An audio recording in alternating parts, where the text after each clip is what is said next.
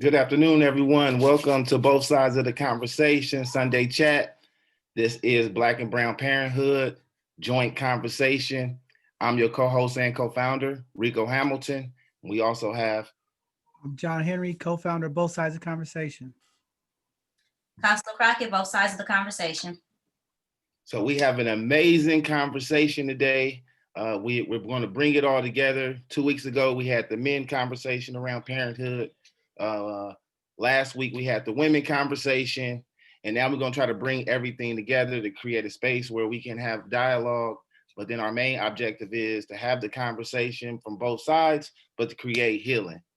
KaSelah or John, do you want to give the group agreements? Yes, sir.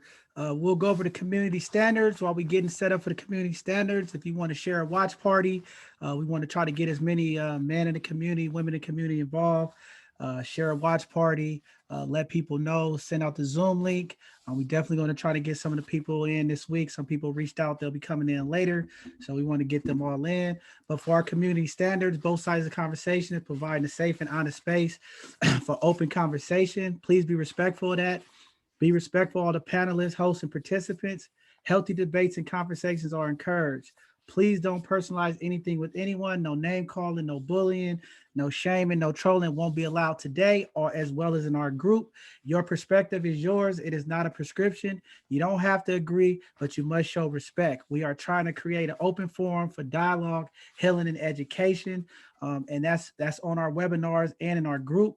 We're just trying to get people engaged. So these conversations, they get touchy, they get intense, they become emotional. We understand that, but we want to keep it respectful. I mean, especially today, we having our mothers and fathers of the community. I know some of the men are running late. They're going to be jumping in, but we're going to start the conversation. Let's definitely keep that respect level and try not to personalize it. I know there's a lot of people on here that's going to be speaking today. We're trying to make sure that the community also hears what's being said, and we want to make sure that it's a productive conversation, that we're moving in the right way of positive change and healing.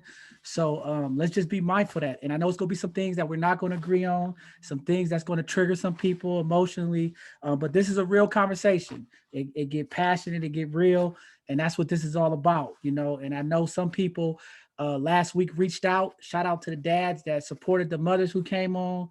A lot of the mothers reached out, like they really felt like they got something out of the conversation. They felt like they got something off their chest. They felt like a part of healing started for them. So just happy that it's actually working, because that's the intent, to be intentional with our communication. We're trying to strengthen our communication and learn how we can work together. Let's come up with resolutions. I did reach out to a couple of people in the community. I reached across to everybody. I have some people in the community that want to work with us on a state level to get some legislative change made at a state level. So I think that's going to be amazing. We got some other elected officials that want to get behind this and really make change, because we understand that it was three parts of this. Part of the system helped destroy our Black and brown families with laws and the way it was set up. We as men has destroyed our community, and some of the women of our community have made decisions that affected this parenting and this family circle. So with that being said, Rico, I'm gonna go ahead and give it back to you, or KaSelah. We're gonna facilitate this thing and get it started, and hopefully this should be a phenomenal conversation for everybody. Well, I think we should just jump right into the conversation. KaSelah, did you want to just go ahead and start your amazing facilitating skills? There we go. Everything's amazing. Well, first, I'd like to thank our panelists for joining us today and taking time out of their Sunday. Thank you all for being with us as viewers, and thank everybody for contributing to the conversation thus far. As John and Rico have mentioned, we have had previous conversations involving the men and then giving their perspective, and the women sharing their perspectives. I'll recap for the women's side. I know as the women brought up, on the top of our list were accountability, as far as being there with your presence and visitation. There was a couple of other points that were made, but John, what was at the top of the men's list? So the three main thing that was top of the man list was paternity. That was an issue for some of the men. How do we make paternity a mandatory thing? The second thing was child support. Figuring how do we make child support more transparent and equitable for the dads as well as for the mothers. And then the time, the amount of time being spent, how do we really make the process for the dads to be involved transparent? And that was the main thing from the man. There's one more, John. What was the last one? I missed one.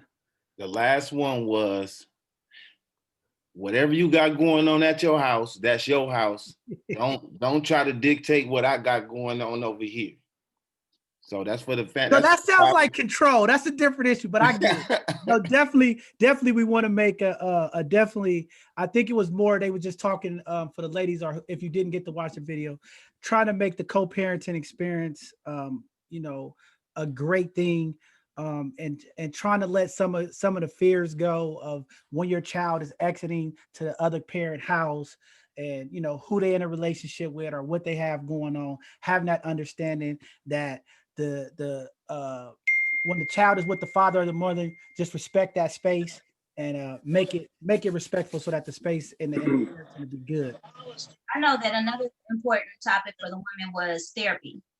Not just for them, but for the men as well as the children, and making sure that men also had an adequate support system. And so I know that was a major point. Shamara, you want to jump in, and any other points that we might have missed for the women? I think Shamira did say that. I think that was very important, making sure that both parents have mandatory family therapy, therapy for themselves, and having a space where they can talk about things with the professional. So I think that was definitely on point. And then I know Sabrina wanted accountability. That was her big thing. Accountability is the right thing for men to do. Is if they don't take care of their kid, be locked up, incarcerated, or paying a fine. We're gonna talk about that too.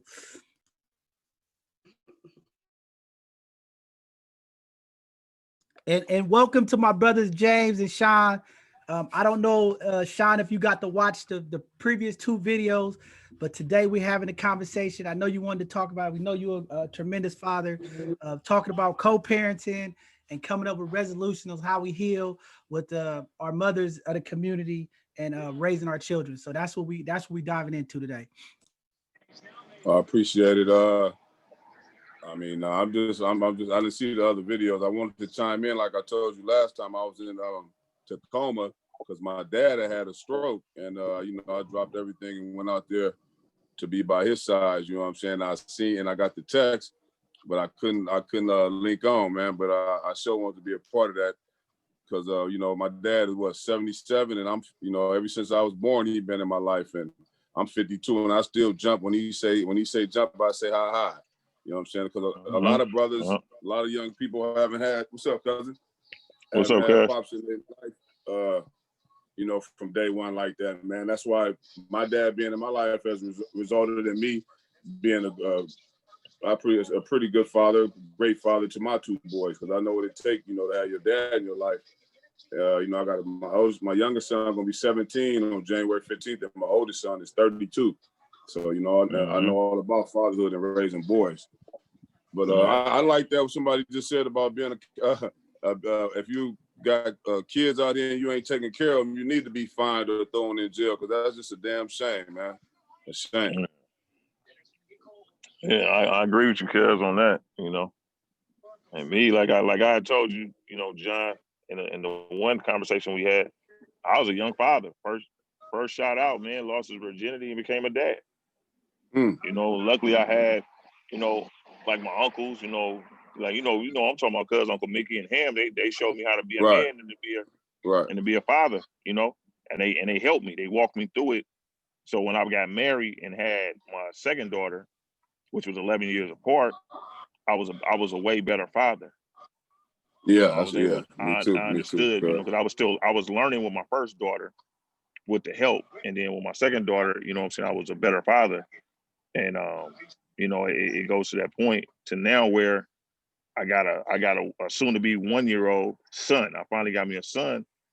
Yeah. And it's like all the trials and tribulations I went through with my second daughter and her mother, I know now what not to do and what to do in order to be a better, just a better all around person, father, and even if the relationship didn't work, to be able to be that balance when somebody's discombobulated because the relationship didn't work.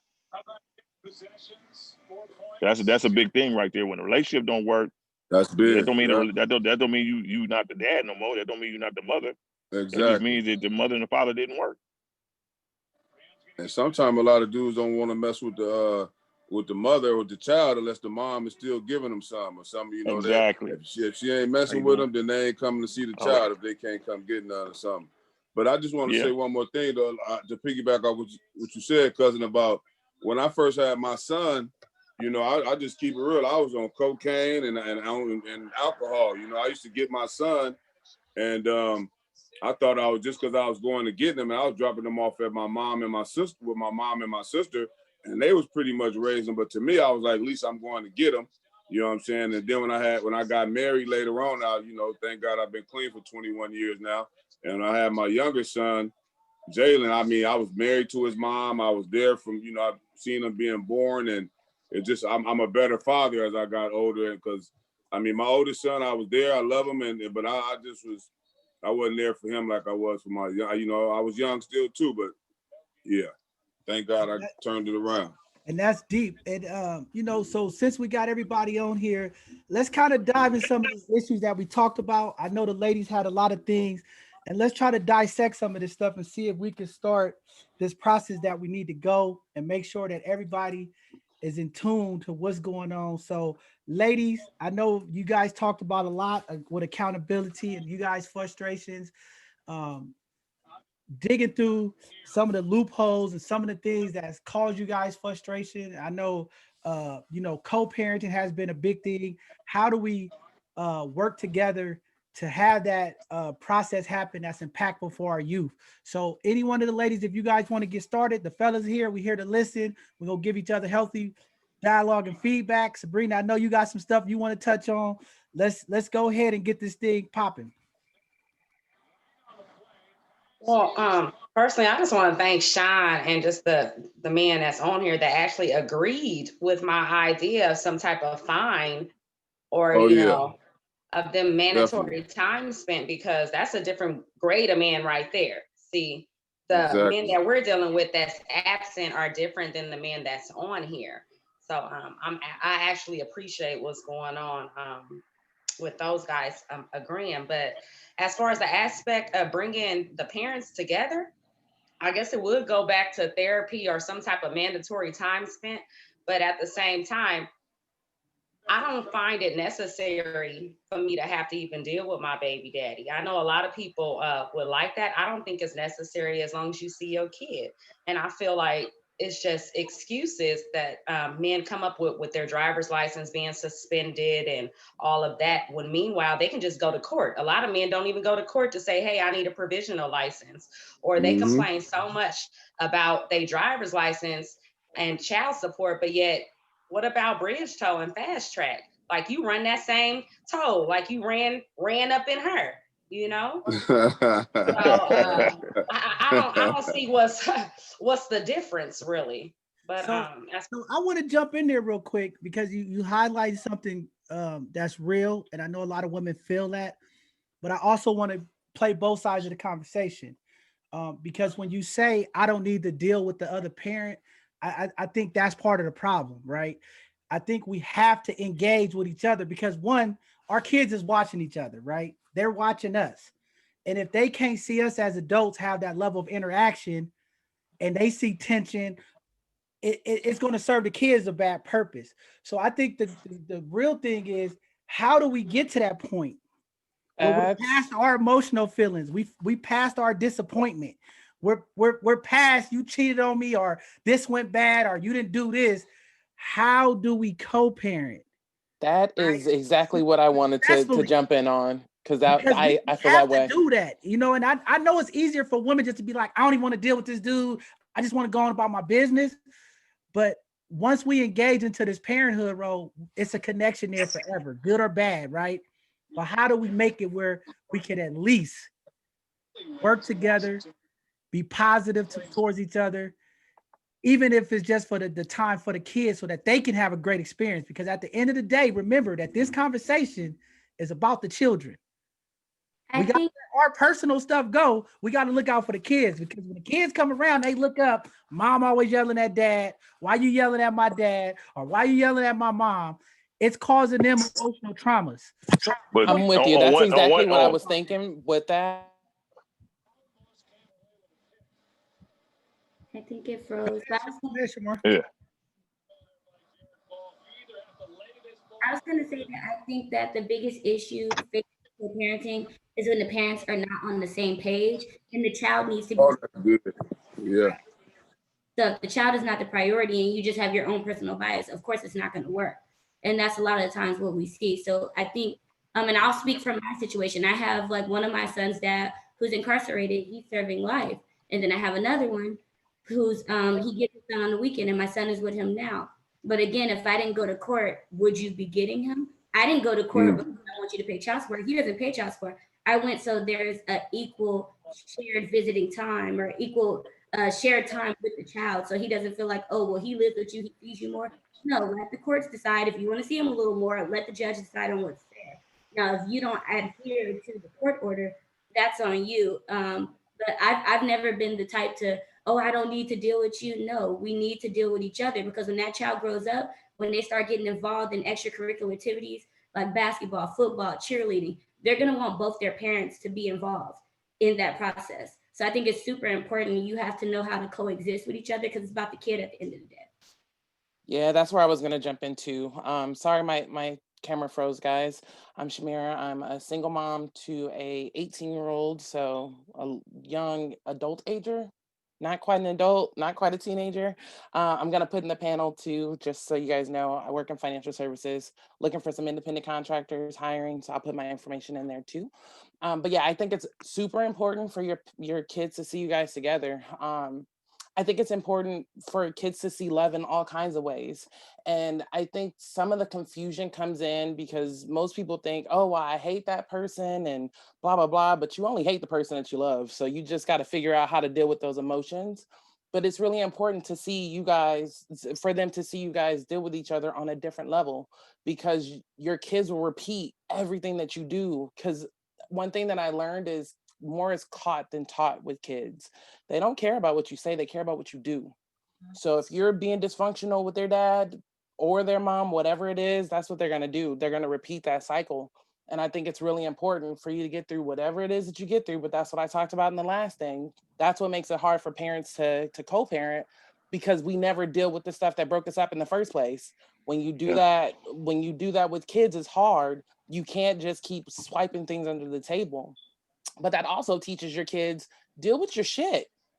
You have to teach your kids how to deal with their stuff, and you dealing with whatever you went through with their parent and moving forward is teaching them how to deal with it, how to forgive, how to move on. So this idea that to say that I could go without seeing my son's father, could I? Yes. But that's because I've learned how to just keep pushing. Would I like for it to not be dysfunctional like this? Absolutely. And years later, my son talks about the anxiety that he gets when his dad and I are in a room, because we never dealt with stuff. And it's interesting because that's something that he can honestly tell me, but my therapy is the reason why I can talk to my son about all kinds of things and it be healthy. He still struggles with talking to his dad, but that's because one of us took the steps to go further, because somebody's got to want to do better in this situation. Somebody's got to want to be the healthy person. I would love for it to be both of us. And it's crazy because my son has a sister who is 4 years younger than him, from a different woman, not with his dad's current girlfriend. She calls me mom. I talk to her mother all the time. Her mom worked with me for a little bit. Her mom's my client. I've gotten them gifts since forever and a day, but that's because we had that discussion. It's really important because for us, it was more important for us to get through our shit so our kids can be siblings. So I really wish that's why I think mandatory family therapy is important.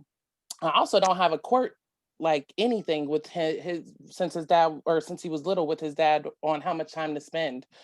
I'm that parent that never ever would take their kid away from their parent in any way. So as much as you want to be around, I'm giving you space and opportunity. If you want to take a lot of space, that's on you. If you want to take a lot of opportunity, that's on you. But I think that that's really important for parents to not just like, oh, I don't want to deal with them. That's the easiest thing you can do. And that's why we do it so much, because it's the easy way out. The hard work is getting through it. That's just Yeah. I appreciate you, sister, for even saying what you just said. I mean, on both sides, I understand. I've been there. Like I said, you know, my two girls, my youngest daughter is 20. Just recently, she got on the phone, man, and had the nerves to kind of like, well, not even the nerves. Her head's been pumped full of so much stuff of negative feelings about me from her mother. And I'm like, some of the stuff she was saying to me, I said, you wasn't even born when that happened. So how are you bringing that up? But I mean, it's been timeless and timeless. I said, you know, that still doesn't stop me from being your father, you know, but she saw her mother, you know, me and her mother go at it, you know what I'm saying? And I got out of the relationship. I'm the one that walked away because, you know, there was some infidelity on my end and her end, but then it became physical, you know, and I was like, okay, I wasn't raised that way. I ain't never hit a woman in my life. And I said, you know, for me to get drawn out of that character, and then like my grandmother and my uncles, and they say, you wasn't raised that way. But she was bringing something out of me that wasn't right. And I had to look at myself and say, okay, I know you trying to stay there to keep your family together, but at the same time, you tearing them apart. So when I stepped away, she had resentment for that. And then as I started to get into new relationships, the mother felt that I did her wrong because I didn't do the same things to other women that I did to her. I've apologized to her several times. To this day, she still tries to drag my name through the mud with my daughter. Me and my daughter just really start speaking again after, say, about almost a whole year not speaking, you know, because and some of the things that my daughter brought up, I started to defend myself. I tried to defend myself, but then I had to understand that defending myself was making the situation worse. I just apologized. I said, whatever you was told, I said, when you ready to hear my side of the truth and just me talk about what I went through and trying to be a dad, because that was the biggest part. It was, if you ain't gonna be with me, then I'm gonna make it hard on you. And all I wanted to do after me and her were done, I just wanted to be a dad. I just wanted to be with my daughter.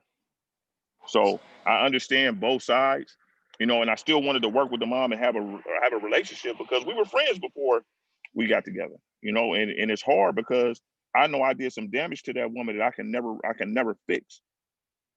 And an apology may not fix that.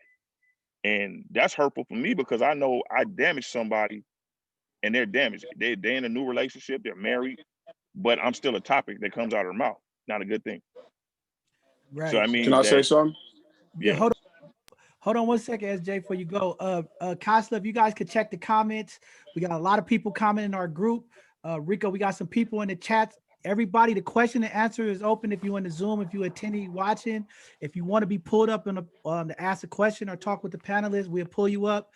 Just give us a second because we're trying to get through a couple of people. We got James here, professional psychologist and clinician that could give us some real professional perspective. James, I just kind of want you to kind of listen. I know you was catching up on a few things, kind of see what's going on, and then maybe in about 15, 20 minutes, we'll bring you up as you dissect some of this conversation and help steer us in another way that we need to. I see my guy Emmett up here, Nate. And this is gonna get interesting, but we want to pick up the steam here a little bit and get moving. Go ahead, Sean, and then Nate, if you want to say something, and then we'll get Emmett and Dirk, and then we'll get Vanessa going. We'll let her give some feedback on what she hears. I just wanted to say, you know, this is bringing up old memories, like what my cousin Jamie was saying. So I had my youngest daughter, Chanel Joy. She's a firefighter with the city, and so when she was born the day after my birthday, right? So I'm gonna just keep it 100. I was abusive to her mom, right? Her mom loved my dirty drawers, man. I just, you know, at the time I was on cocaine, man. I didn't. Only white girl I wanted was her. You know, her mom is Spanish, right? I mean, it was cocaine. I didn't want, you know, I wasn't in love like she was, man. When I met her, she was messing with Master P, man. True story. She left him to be with me, but I just wasn't in love with her like this. So anyway, I was abusive to her. And then when she had my daughter, you know, my daughter was born the day after my birthday, right? And I was so happy, man. But she never saw nothing, my daughter, I don't believe. But she could tell by the way me and her mom interacted because we kind of like separated after that. And my daughter to this day still don't mess with me, man. I've gone to child support court. I've had visits at rally. I've done everything to be in her life, man. And I've paid child support, and I was so adamant about being in her life that the judge told me one time in child support court that they've never seen a father as adamant as I was to be in a child's life. And they dropped my child support by about 40 or 50,000, man. I mean, I've always been trying to be in my daughter's life, but the other side of that is her mom. Abusive as I was to her mom, when she would bring her to rally, and like we would have, we wanted to know why she didn't want to deal with me. I mean, she was young. She the reason I stopped drinking and doing drugs. And she don't know nothing about the past unless her mom has told her. But her mom would always say, the only reason that she comes to these visits and to see you is because I make her. She said she had to make. My daughter just turned 25. She don't even call and tell me happy birthday. My birthday the day before hers. She don't get to know her family or nothing. And we was going to counseling and they want her to talk to a psychiatrist. She don't mess with me, man. And it has to do, I know it has to do with what I did to her mom, but her mom would say, much as I hate you, Sean, her mom passed away 10 years ago. And she would say, much as I hate you, I'm the only reason that she do come to these meetings. So I don't know what it is. She got a feeling. Like, we do have to be careful when we're dealing with the other parent, because the kids do pick up on that. And it hurts me to this day that my daughter don't deal with me, man. And she's 25 now. This is since she was like 4 or 5 is when we had a relationship. But they do pick up on how you get down with the mother. Because I mean, I was abusive to her mom. I'm not bragging about it. I regret it. I want to go to her grave and tell her how. So I tried to apologize to her before she died and tell her how sorry I was. But sometimes, like you say, cousin, sorry is not enough. But we do have to be careful of that. One other thing with my ex-wife, my youngest son, sometimes we clash on how to what's best for him. But she cares about education. I do too. But we grew up differently. I spoil him and she's hard on him. But the parents do have to be friends. Like, we've been friends since we was little kids, and we went through a little falling out. It wasn't speaking for years, but we the best of friends now. So it's for the kids. It's all about what's best for the kids. Man, that's real. That's deep. Hey, Nate, you want to go in here, jump in there and say something, Nate? Yeah, I was just listening and just I want to come from like that person who's I'm a youth developer for 30 years, and just coming and just seeing some of the stuff that comes to the gym or things like that. It really traumatizes a kid, whether they know it or not. It's embarrassing to a kid to see their parents going at it back and forth. It affects the way they play the game, how they approach the game, and things like that. So I've been in the middle of several dust ups. I tried to play counselor and bringing them both parents in, but at the end of the day, it takes a large toll on these kids. And I've been seeing it for the last 30 years. And I just wish, that when people go their separate ways, they just accept it for what it is, and not, do the things out in public and just to embarrass your kids. So I'm gonna sit here and listen to some more. But it's great conversation, and I'm just glad to be a part of it. Right on, right on. My guy Emmett, and then we're gonna let the sisters jump in. What's going on with you, my brother? Man, I'm just blessed to be a part of this conversation.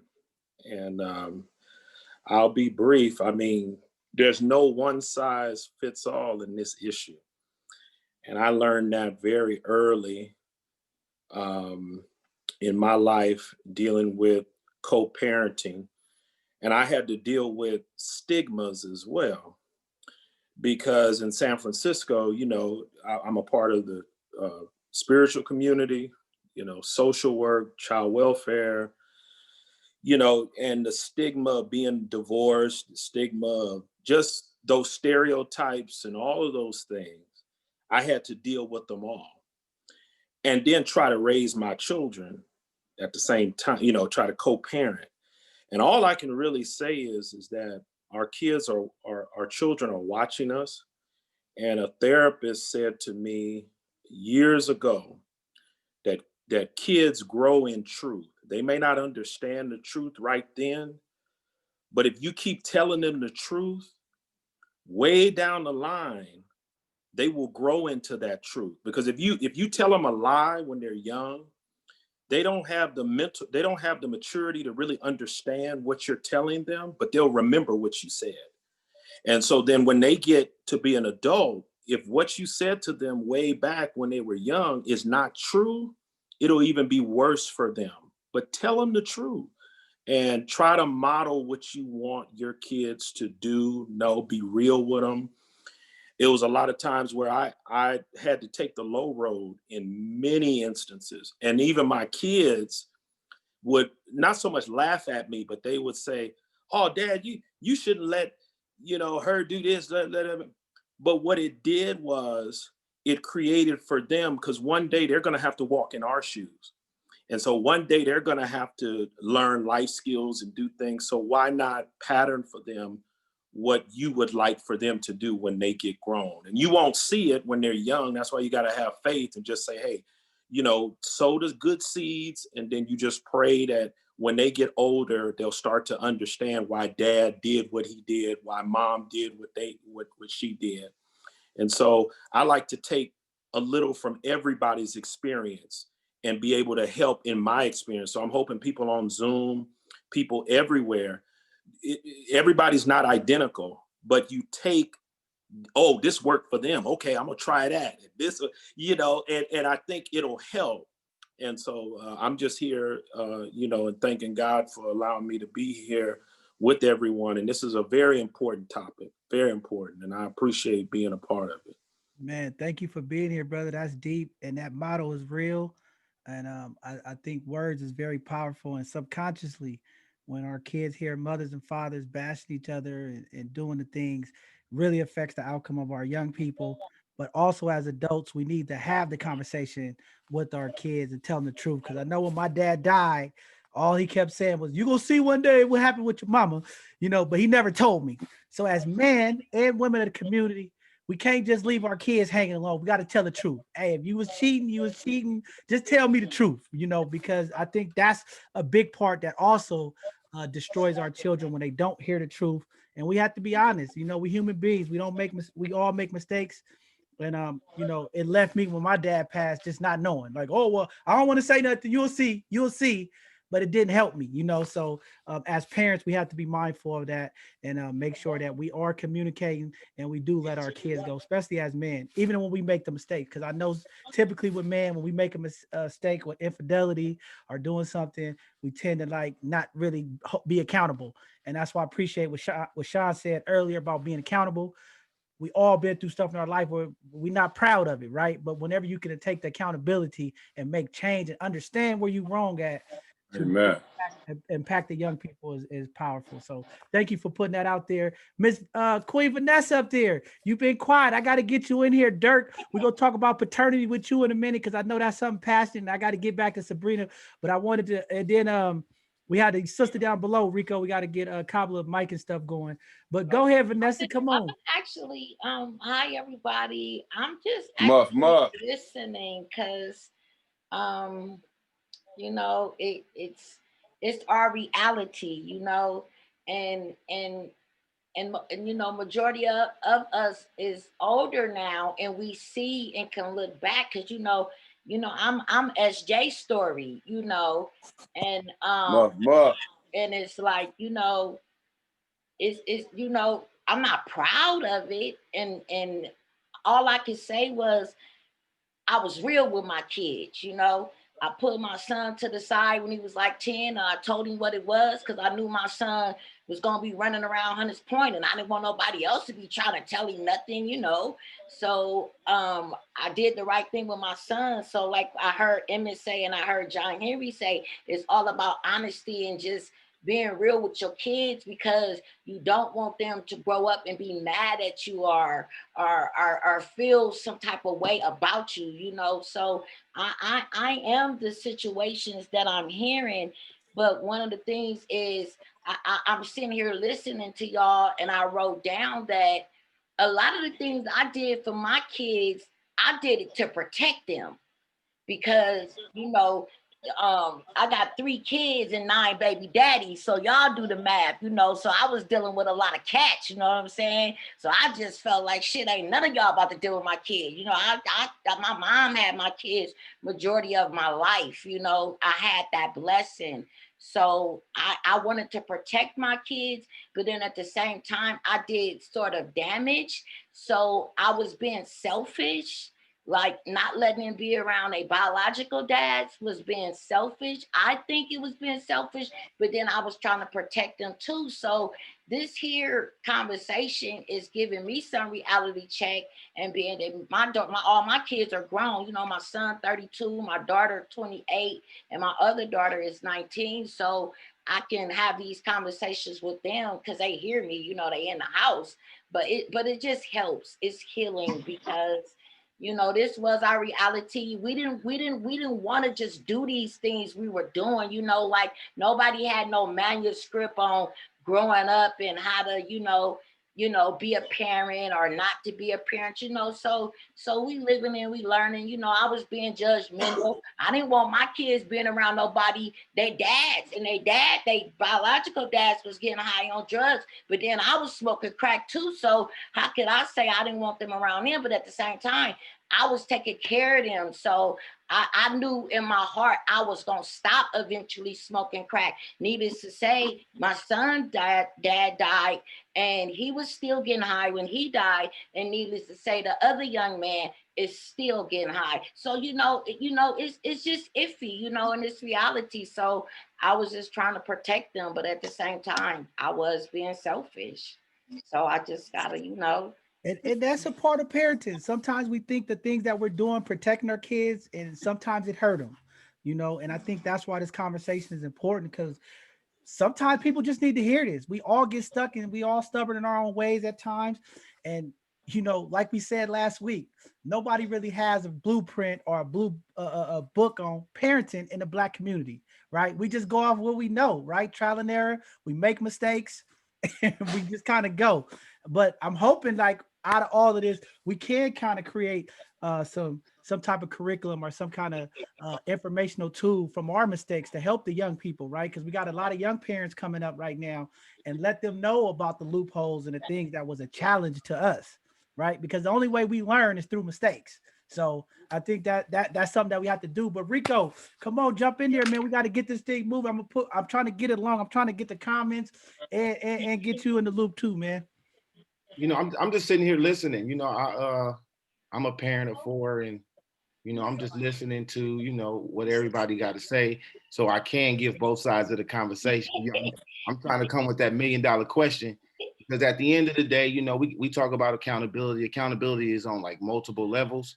I know a lot of us, we're older, so we're able to see the transition. We're able to see the change. We're able to see, you know, our prior self, and then look at our new self and say, oh man, I made a couple of mistakes. Now I can learn from those mistakes.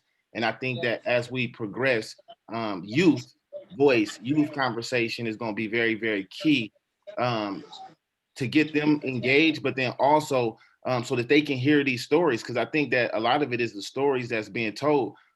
It sounds like my dad, you know what I mean? Like my dad wasn't there for me, you know what I'm saying? And I think my number one goal was, since he wasn't there for me, my purpose in life is just to be there for my kids. Even though like we have like these big, magnificent things that we want to say is our purpose, I think me breaking that generational cycle was my purpose. I mean, even though I got multiple purposes, I think that was one of the purpose, and I'm breaking it. So, but I do have a question, you know, at some point, I don't know if anybody else wanted to chime in, but I did have a question around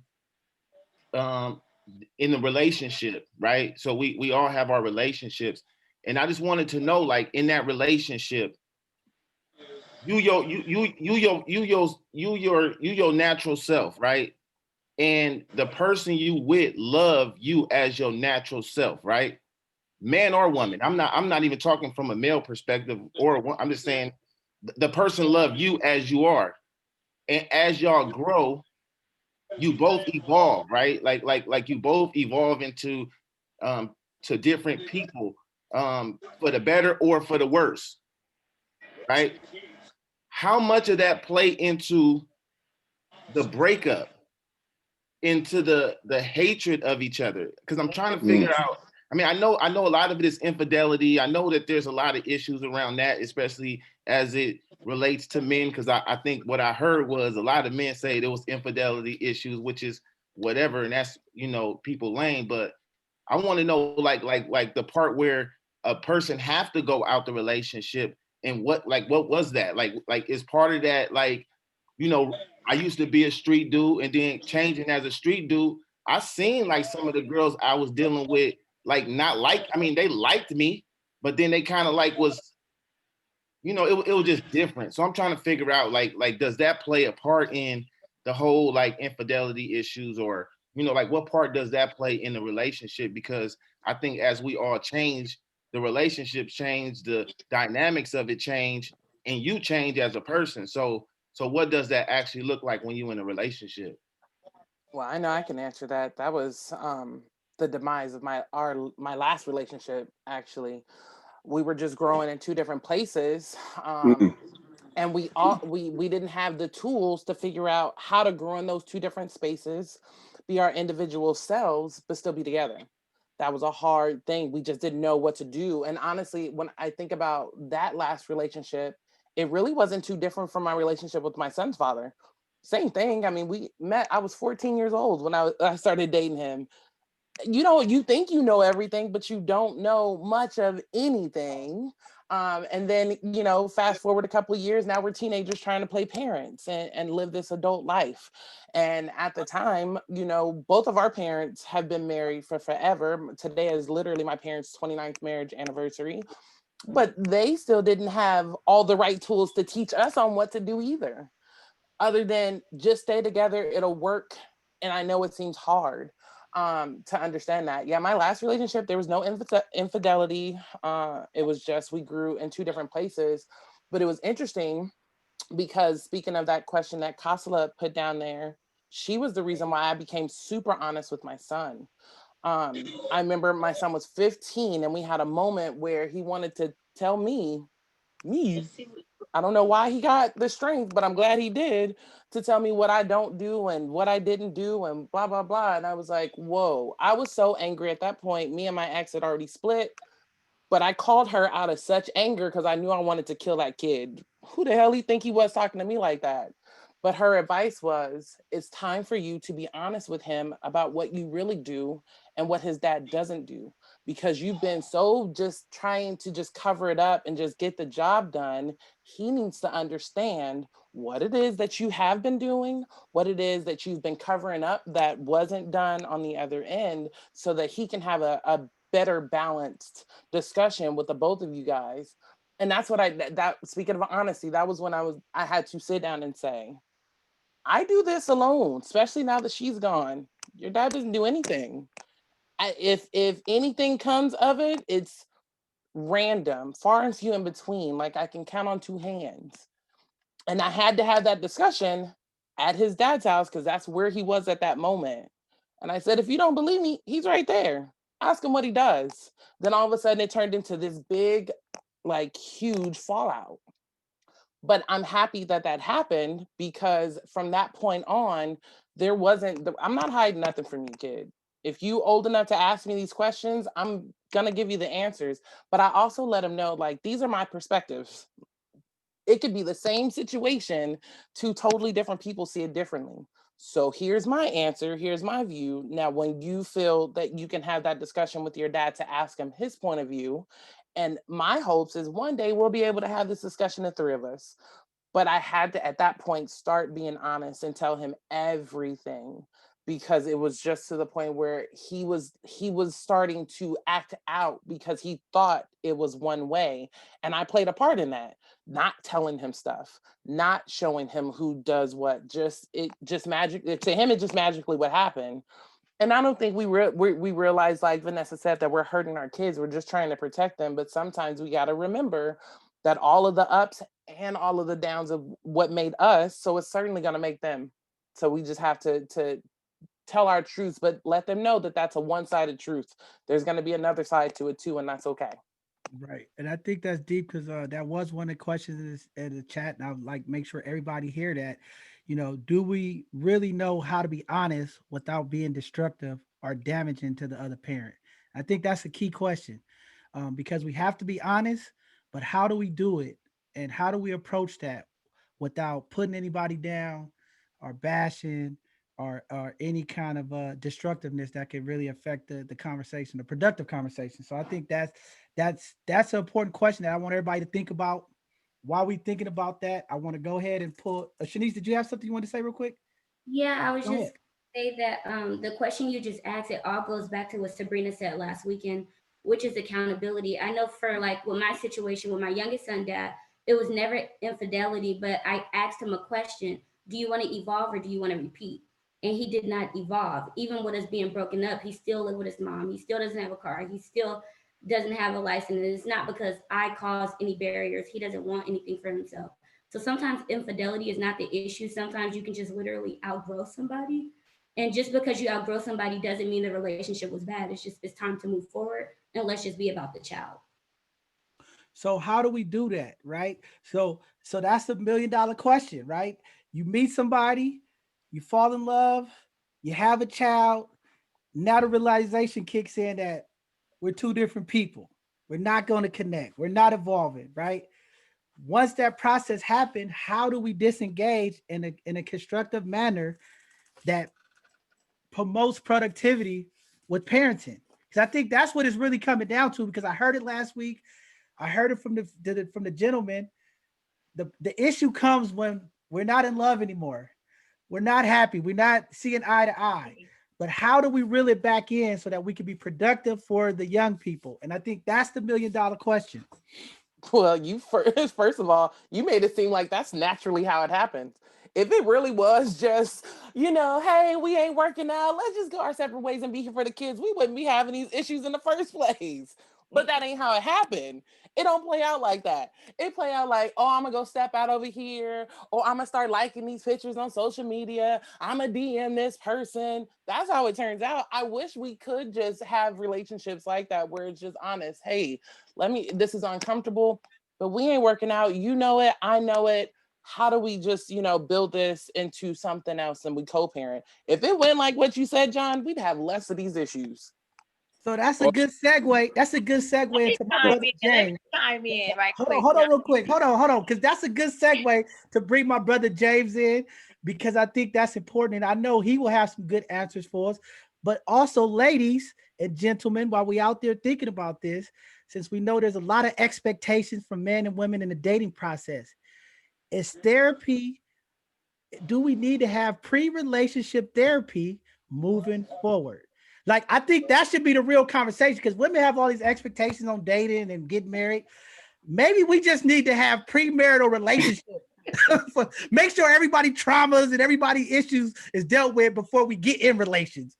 I think that might be the new thing. So I'm going to just segue that into my boy James and let James go ahead. And this would be a good time for you to jump in, James. Save the day. Oh man, I don't know if I can save the day, but this is an amazing conversation y'all are having right now. I'm so glad I came. I apologize to everybody for being late. My name is James Harrison. I'm a licensed clinical social worker. I practice here in Oakland. I'm originally from Chicago. Been in the Bay since 2002. Just love working with families and children and couples and just a little bit of everybody. Even though my couples, which is what we're talking about right now, y'all be my biggest challenge sometimes, I swear. But I love it because y'all are in there doing the work in the same way that we having these conversations. Y'all are having these conversations right now. Like, they cannot stop. And I think that's the piece, is that when we do give up, that's when things start to break down even more, right? I think that when we decide to stop talking to each other or stop talking about each other, I think that's where like things just start to fall apart. But I took a bunch of notes. I don't even know where to begin. But I think it's worth saying that being able to create, and this is probably the biggest thing that I try to communicate, or one of the biggest things I try and communicate to clients and just to people in general, is to be able to create shared meaning, like in relationships.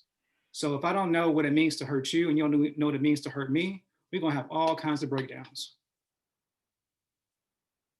If I don't tell you what hurts me and do that consistently, and you respond to that, or somebody responds to that in a way that's gonna be helpful, then we're gonna continue to have these breakdowns and have these issues. But somebody also asks, can I have that compassion to want to care about you being hurt? Like have some sense of empathy. It's like, are we able to be on the same page about, if I say that I don't like to eat them, so make it real abstract for me, but I don't like eating green beans, and you serve me green beans every day. And I was like, that's crazy. It's creating some discomfort for me. It's creating something for me that I don't like, and it creates a whole mood for me. I talked about this, I think some months ago with you guys. It's like us talking about the biological part, right? If you give me something that's physically tearing me up, like I'm gonna respond to that in a way that's gonna impact how our communication is. It's gonna impact everything that we do with each other. So on a real like basic level, just being able to say and to agree on what hurts or what feels good. And if it's the right time, if it's the wrong time for that, right? But I don't know, I'm gonna pause it there for a second because there might be some questions or some thoughts around that. But I think on a real basic level, just being able to create shared meaning and communication, especially with our kids, and what they going into like what they need or what they don't need, or when's the right time to have conversations with them or not. I think so. Just to jump in real quick about the question that KaSelah posed about how much honesty is too much honesty, even the conversation about what's healthy and what's not healthy, is what's developmentally, I say, appropriate, or what's developmentally specific for the persons that we're interacting with. Because we can try and give information to an infant, and that doesn't resonate with them. You got to do things that are specific to an infant. In the same way that you got to do something specific for folks who've had some different kinds of experiences, with whatever those experiences are. Dr. J. Oh man, not doctor yet, but we're getting there. Okay. So I just had a quick question, right? So, I like to think about everything pre and post, right? Mm-hmm. I look where, of course, we're talking about the kids now, but I know we got some young people on watching, and I want to be sure that we can definitely, tap into them because they in their pre stages, right? Mm-hmm. They don't have the baby yet, but they with somebody.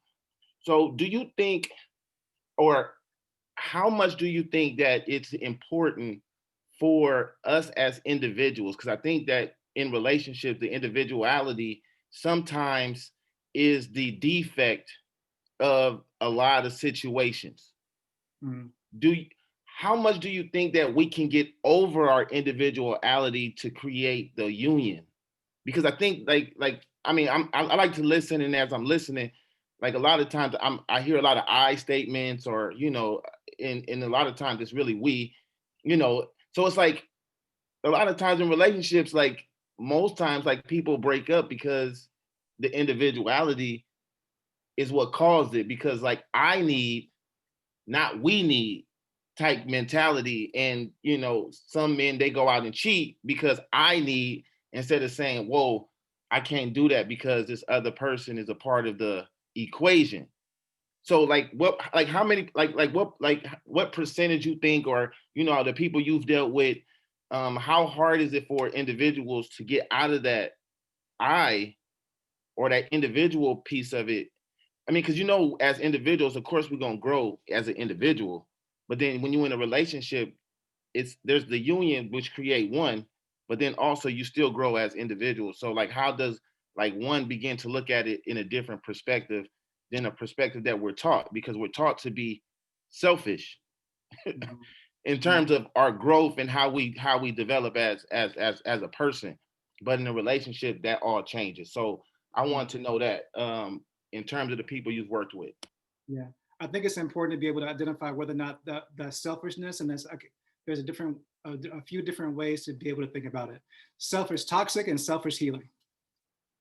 Because I can go out and do things that are for me and are healthy for me. But if I'm going out and doing things that are destructive for the we, like you said, right, then I'm not really doing it for anybody else other than just kind of my own selfish need that's also destructive. Right. And I think that there's a lot of people that don't know, and this kind of goes back to what I was saying before about creating shared meaning, is what does it mean for the we to identify what those destructive behaviors are, those destructive actions are. And I don't think that everybody's on the same page about what it means to be destructive in certain contexts.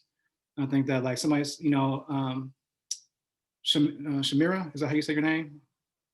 Shamira, she was saying that, somebody, it kind of starts as, somebody text messaging or, liking posts and those kinds of things. And everybody has different relationships with those kinds of actions or those kinds of behaviors. And it's like when you do it in this context, then this is how it impacts me, right? And actually care that this is what's going on. That's a journey that people get a chance to have a conversation about. But I don't think that, can I say, that many people are on the same page about what those different levels of being selfish are, because I can be selfish with my time and say, well, I need to do this thing for me, because if I don't do this, then there's going to be, some impact on my health or impact on this relationship. And that's really important to distinguish between, because I can be selfish and go out and do things that are destructive and just go out and do whatever I want just because I say that that's what feels good to me. But is that really? And I don't think that people, that the good number of people that I've worked with, not to say that people haven't healed from it, but really understand what those destructive behaviors or destructive actions are that impact other people, that there hasn't been a deep dive into like what those actions and what the impact of those behaviors are.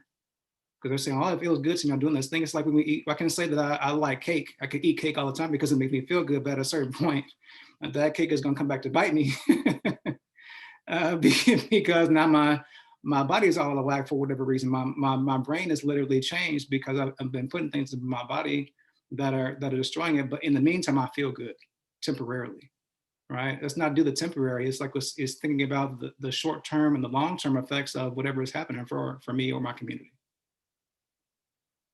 Yeah, that's deep. That's deep. Did anybody John, want you ask KaSelah if she can expound on what she wrote in the chat? Yeah.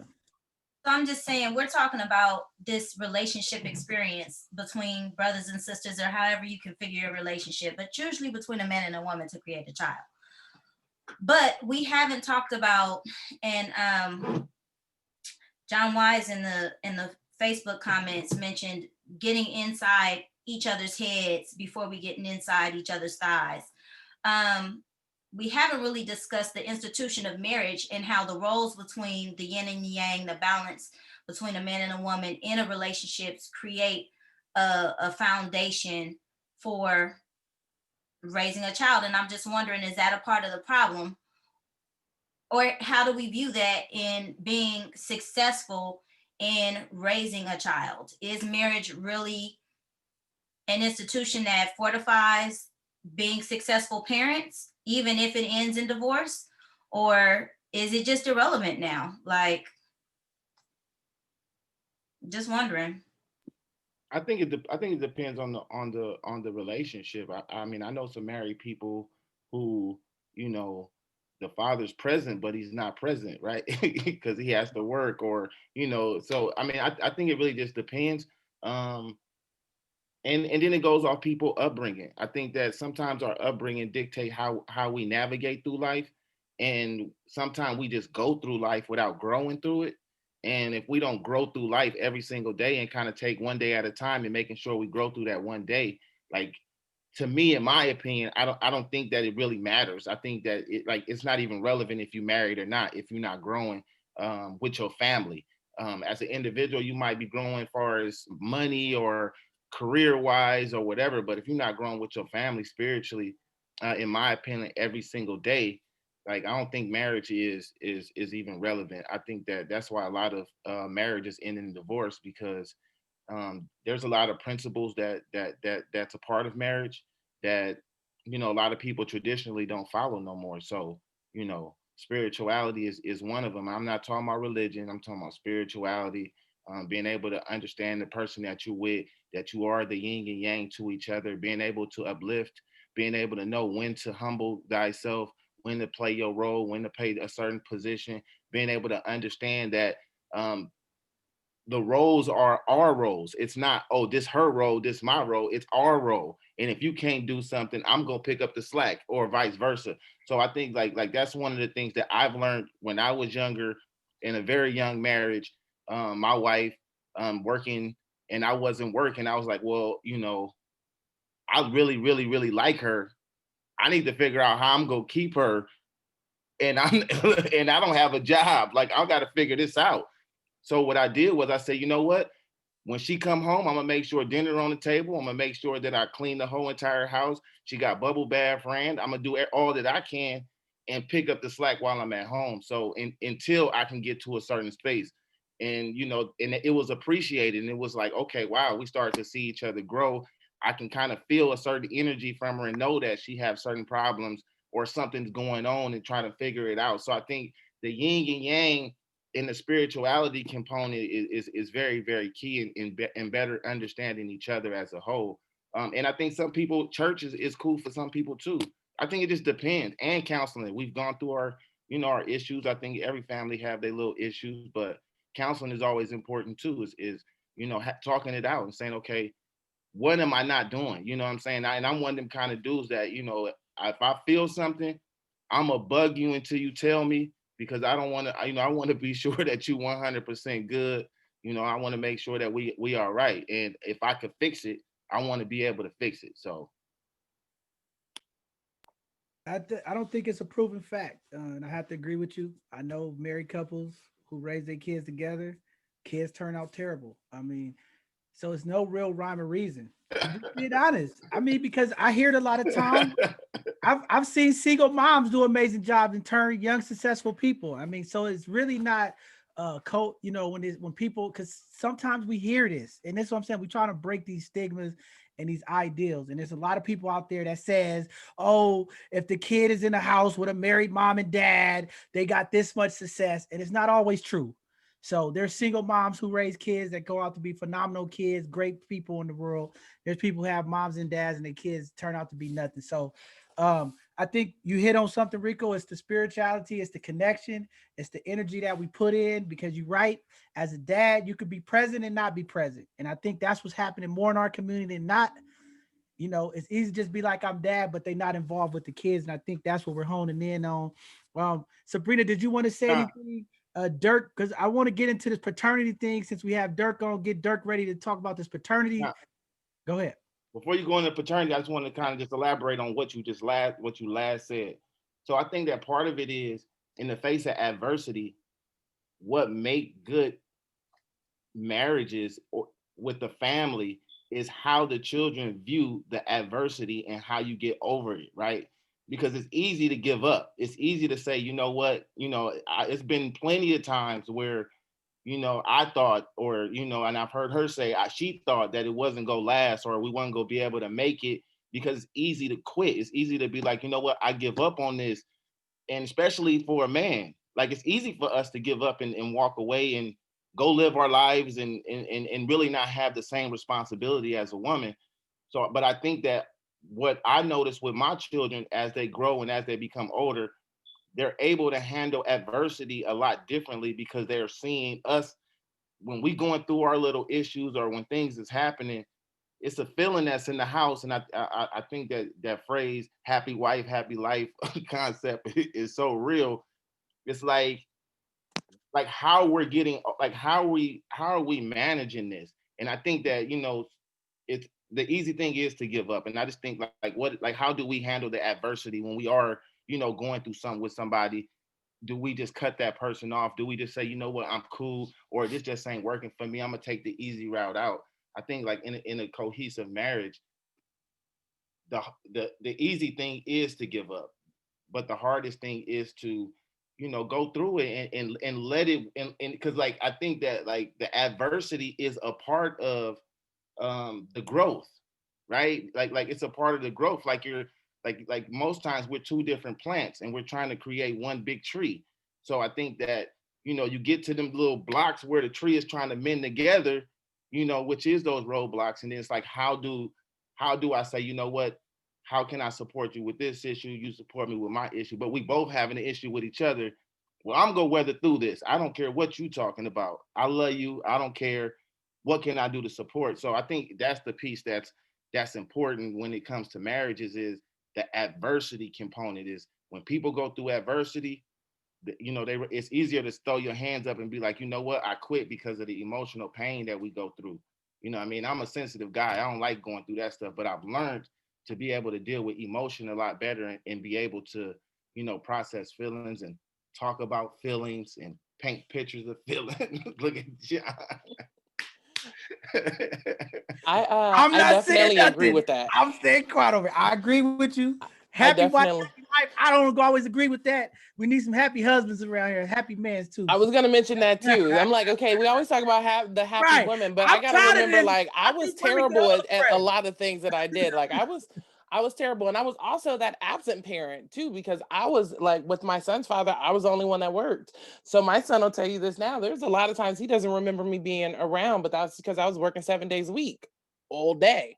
I remember one day we passed my job when I had a couple of hours off, and he said, "Oh, mom," he probably was like 6. He said, "That's your job. You live there." And you know, I can laugh at it now, but I was gone more than I was there. So it's really interesting too. And like, yeah, I'm with Rico. Like I said earlier, it's easier to quit than it is to stay together. And I think for me, fighting to stay together is easier for me because I watched my parents do it.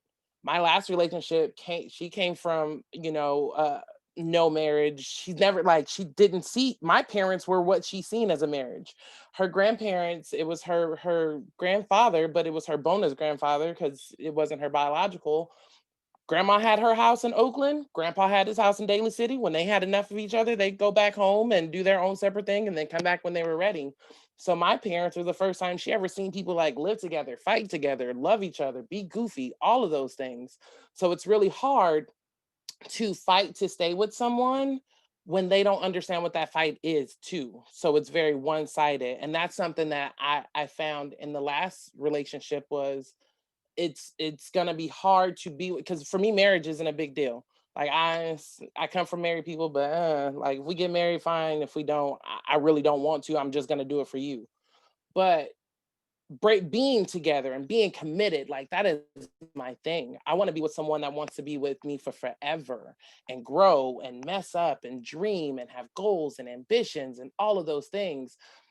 But that's the beautiful, easy part that everybody wants. They don't see when I hate you today, or I had a really messed up day and you don't even understand what I'm going through because you're so wrapped up in your own stuff. Like those are the ugly parts that people don't talk about, that people don't discuss in any way. People don't share on social media. Like it's just supposed to be this beautiful, happy relationship. And that's how people stay together for 30, 40, 50, 60 years. You hang around married people enough, they'll start telling you the ugly times. But it's just, I want to be with someone who comes from a parent situation that's been there too, so that they understand, so that I'm not the only one fighting for it. Because that's what my experience was. It was hard to try and convince someone to stay with me and fight for the relationship when they've never seen it before. So it's like I'm trying to explain something that to them is this mystical thing that doesn't exist. And that's the $1 million question right there. Because Instagram, Facebook, you know, we have this facade of what relationships look like, these relationship goals and everybody happy, but we don't have these real conversations about the ugliness. And we got to pull this ugliness out because grandma stayed with grandpa 30, 40 years.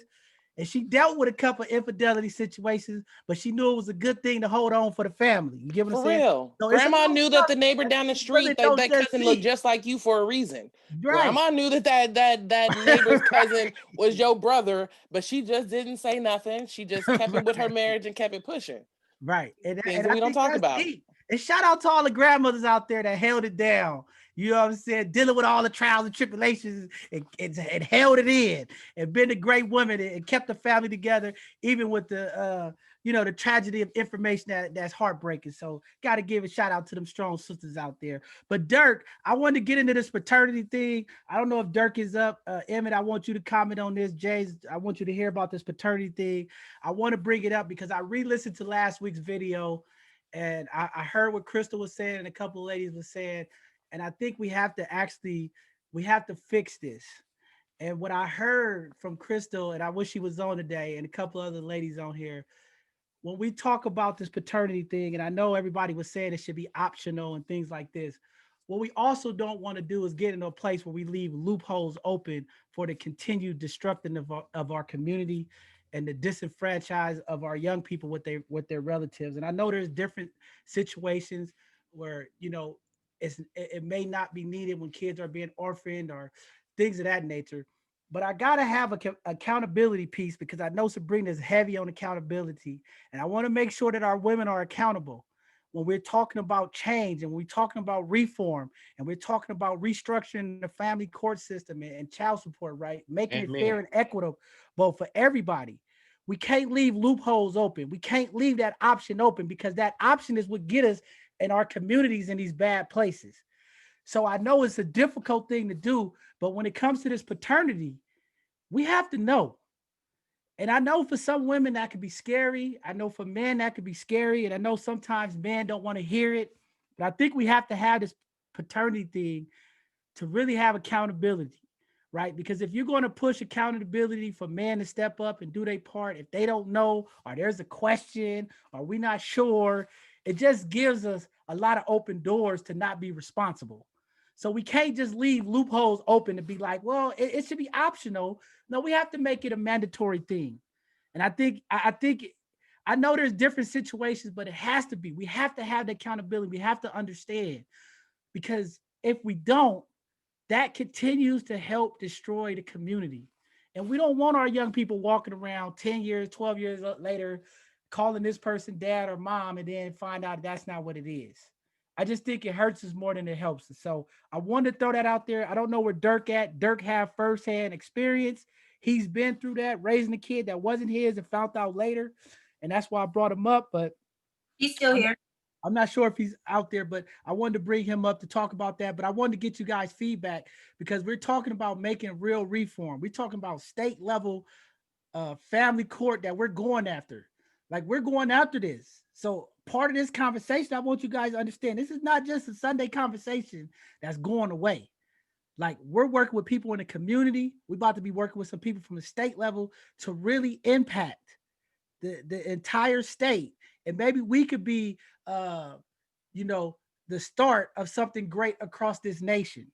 I'm working with everybody. If you want to be a part of it, reach out to us because I want reform. I want it to be equitable. I want it to be fair. I want our dads to step up. I don't want them to have the excuses, the court system. They don't treat brothers right. They don't give us an opportunity. I want to remove those type of beliefs and really set the system up to be fair and equitable and transparent for both parents so that we can have a real co-parenting experience. So that's what I really wanted to hone in on that. Whenever Dirk get his camera up, he could jump on. But we could go ahead, Emmett, Vanessa, anybody want to talk about that? We got to talk about this paternity thing. Or Shanice, go ahead. Just gonna say about the paternity thing. I did a paternity test because I just turned 28 2 weeks ago, so I'm still fairly a young parent. I'm very young. But when I was 18, I had a paternity test because I was on welfare. That was a requirement. If you received the government's assistance, they had to track down the dad, and the only way to track him down is to make him do a paternity test. And then also, when you get a court order established at family court, you have to do a paternity test to determine parentage on both parties' ends, right? So with that being said, I don't know if a paternity test is necessarily the answer because I've had 2 done and it still didn't really change the outcome. So I think I don't know if that's really yes, we do need that for certain situations because some people do take advantage and they do take advantage because a man loves them and they'll rather just see the child with a father instead of being honest. And that child may still have that person as a father, but I don't think that it should be a lie. But then there's people like me who's had the DNA test done and then like the fathers still do the bare minimum. Or they go to prison and the family doesn't step up to help. So I don't know if that's really the answer. Maybe that's a component for some situations. But for people like me, I've had it done both times and I'm still struggling to come to the same mutual understanding in terms of co-parenting with the dad. Even with the one that's in prison, we try to reach out to him yeah, you can't physically be here, but you can still have an influence on your son, even from behind bars, to teach him, hey, these are the decisions I made. Don't be me. Come up here so I can show you what it's like to feel like a caged animal. But instead, I don't know if he's feeling bad about himself, but he cuts himself off from that relationship. And I keep hearing John, I keep hearing sometimes it seems like you're very sexist because you're like, oh, let's hold these women accountable and the paternity, but it goes both ways, because even when you do get to the paternity, if the man still doesn't step up, then what? I hear you. So I want to get this clear because I get this a lot. I'm not a sexist. I'm not a feminist. I have to hold women accountable as well. There's both sides of the conversation. And what typically happens in our community is when it comes to the women, it's always carte blanche, right? And when the men are involved, it's always an issue. So I have to make sure that we have to hold the women accountable too. You know, and it's not to put a shot at the women, but it's too many stories in our community where men are raising children that are not theirs, right? And then once they find out that it's not their kid, one, it depends on what type of guy he is. He might want to walk away and not be involved. But what ends up happening is that kid gets hurt because he's confused now. I thought this was my dad. Why is my dad not calling me? So again, we're trying to alleviate the hurt of the community down the line. But that goes both ways, John, because there's a lot of, like, it's not just on the women. There's a lot of men that has went and stepped out on their marriage or their long time significant other, and they have had baby on them. My sister is a prime example. She has 4 kids with her husband, but that didn't stop him from having a baby on her. And that little girl is treated just like she's family. I call her my niece. So it goes both ways. It's not just a women thing. It's a men thing too. It goes both ways. It's a lot of women out there taking care of men's illegitimate children because they love that man. It's not just men taking care. It's very one-sided. So again, you're right. It is both sides. But again, we are talking about the mothers of the community, okay? A man can't have that child. Only a woman can. I think it's the most honorable thing to let that man know that this is his child through paternity tests. We have technology now. A woman can get DNA done while the baby is in her womb. They can do it when the baby is out of her womb. I think, this is me personally, and I'm only talking about a small sector of men that I know. If men knew that it was that had that paternity test, because right, some men's like, how do I approach this situation to my girl and say, I want a paternity test without starting fireworks, right? So I think if we just get it done out the way, off the rip, it just eliminates a whole lot of issues, right? As a taxpayer, I don't want to be taxing somebody else, paying their bill for a kid that somebody else is getting away from. So all I'm saying, it's not an issue until it is. It's not an issue until it is. It's like when we're together and you sliding through and this, that, and the other, then you're fine. But when I say, no, it ain't cool like that. Let's just communicate and take care of the kids, such and such. I don't even know if that baby mine. And then it's a problem. Okay, well, hold up. Let's go get the paternity. So I hear you on if it's done at the beginning, but sometimes we have to acknowledge in this level of accountability that sometimes it's not a problem until it isn't. Sabrina? So hold on. Wait, I was gonna say, females do that too, though. A woman is quick to be like, well, it wasn't even yours. So we can't make it seem like that's just a one-sided thing either. And then to be fair, we're not like trying to slut shame anybody. It's not like making an issue. Like, sleep with however many people you want to. If you want to, just be honest with all of them and let them know, like, hey, I'm pregnant and it could be yours. I think that's what we're dealing with more than because I mean, we're not talking about a woman having a problem with a woman sleeping around. A guy sleeps around too, whatever. That is not the basis of this talk. It's just, if you know that you're pregnant, you know that there could be other people, be honest with them, because you're just like you're robbing somebody of an opportunity to be there. You're robbing that kid of an opportunity of having their parent. You're literally causing an issue, because sometimes people really don't say anything until you can't help it anymore. Those movies aren't making it up when a kid finds out because of a blood transfusion or they get sick or something like that. Like, just, we got to be honest with our kids. And that's, I think, what they're talking about more than anything when we're talking about accountability. As women, we know dang well we slept with multiple people, and if we come up pregnant, just be honest about it. But also, men need to create a space where we can be honest and not feel like we're going to get flipped out on, because women really do have to worry about, because dudes don't know what to do with their emotions. So I want to make sure if I tell you something like that, yes, Rico, we know you're emotional. Gotcha. I want to make sure if I tell you something like that, you're not going to swing on me. I don't have to like worry about safety or any of that kind of stuff. So that's where I feel like both sides of the conversation comes in. Let me be honest, but let me do it in a space where I don't have to worry about anything and we can deal with these emotions together. And if that means we stay together through it all, fine. If that means we go our separate ways through it all, fine too. But let's create this healthy space that we can all be honest and share. Go ahead, I Sabrina. think a big thing on what you said was the fear. You know, the Hold on, fear. Sabrina was trying to go. Go, Sabrina. Go ahead. Okay, can you hear me? I don't know what's the big deal with the blood testing. I agree with Shanice. Like, most of the time, it doesn't even matter. I think the men just want to hear their own voice, like, oh, I want a blood test, I want a blood test. And then once they get the blood test, they find out the kid is theirs and they still not there, which means if we do change the legislative, if you request the blood test and then you still not there, that should make the fine even more. I mean, like, what is the point with the blood test? And even with CalWorks, there's billions of people, lots of people here in San Francisco on CalWorks getting food stamps that they require a blood test. So there's many single parents out here and these daddies still not doing nothing. I think they just like to hear themselves talk. Basically, even if the woman is sleeping around having multiple kids, you still decided to lay down with her and there could be a possibility. And now you're requesting this.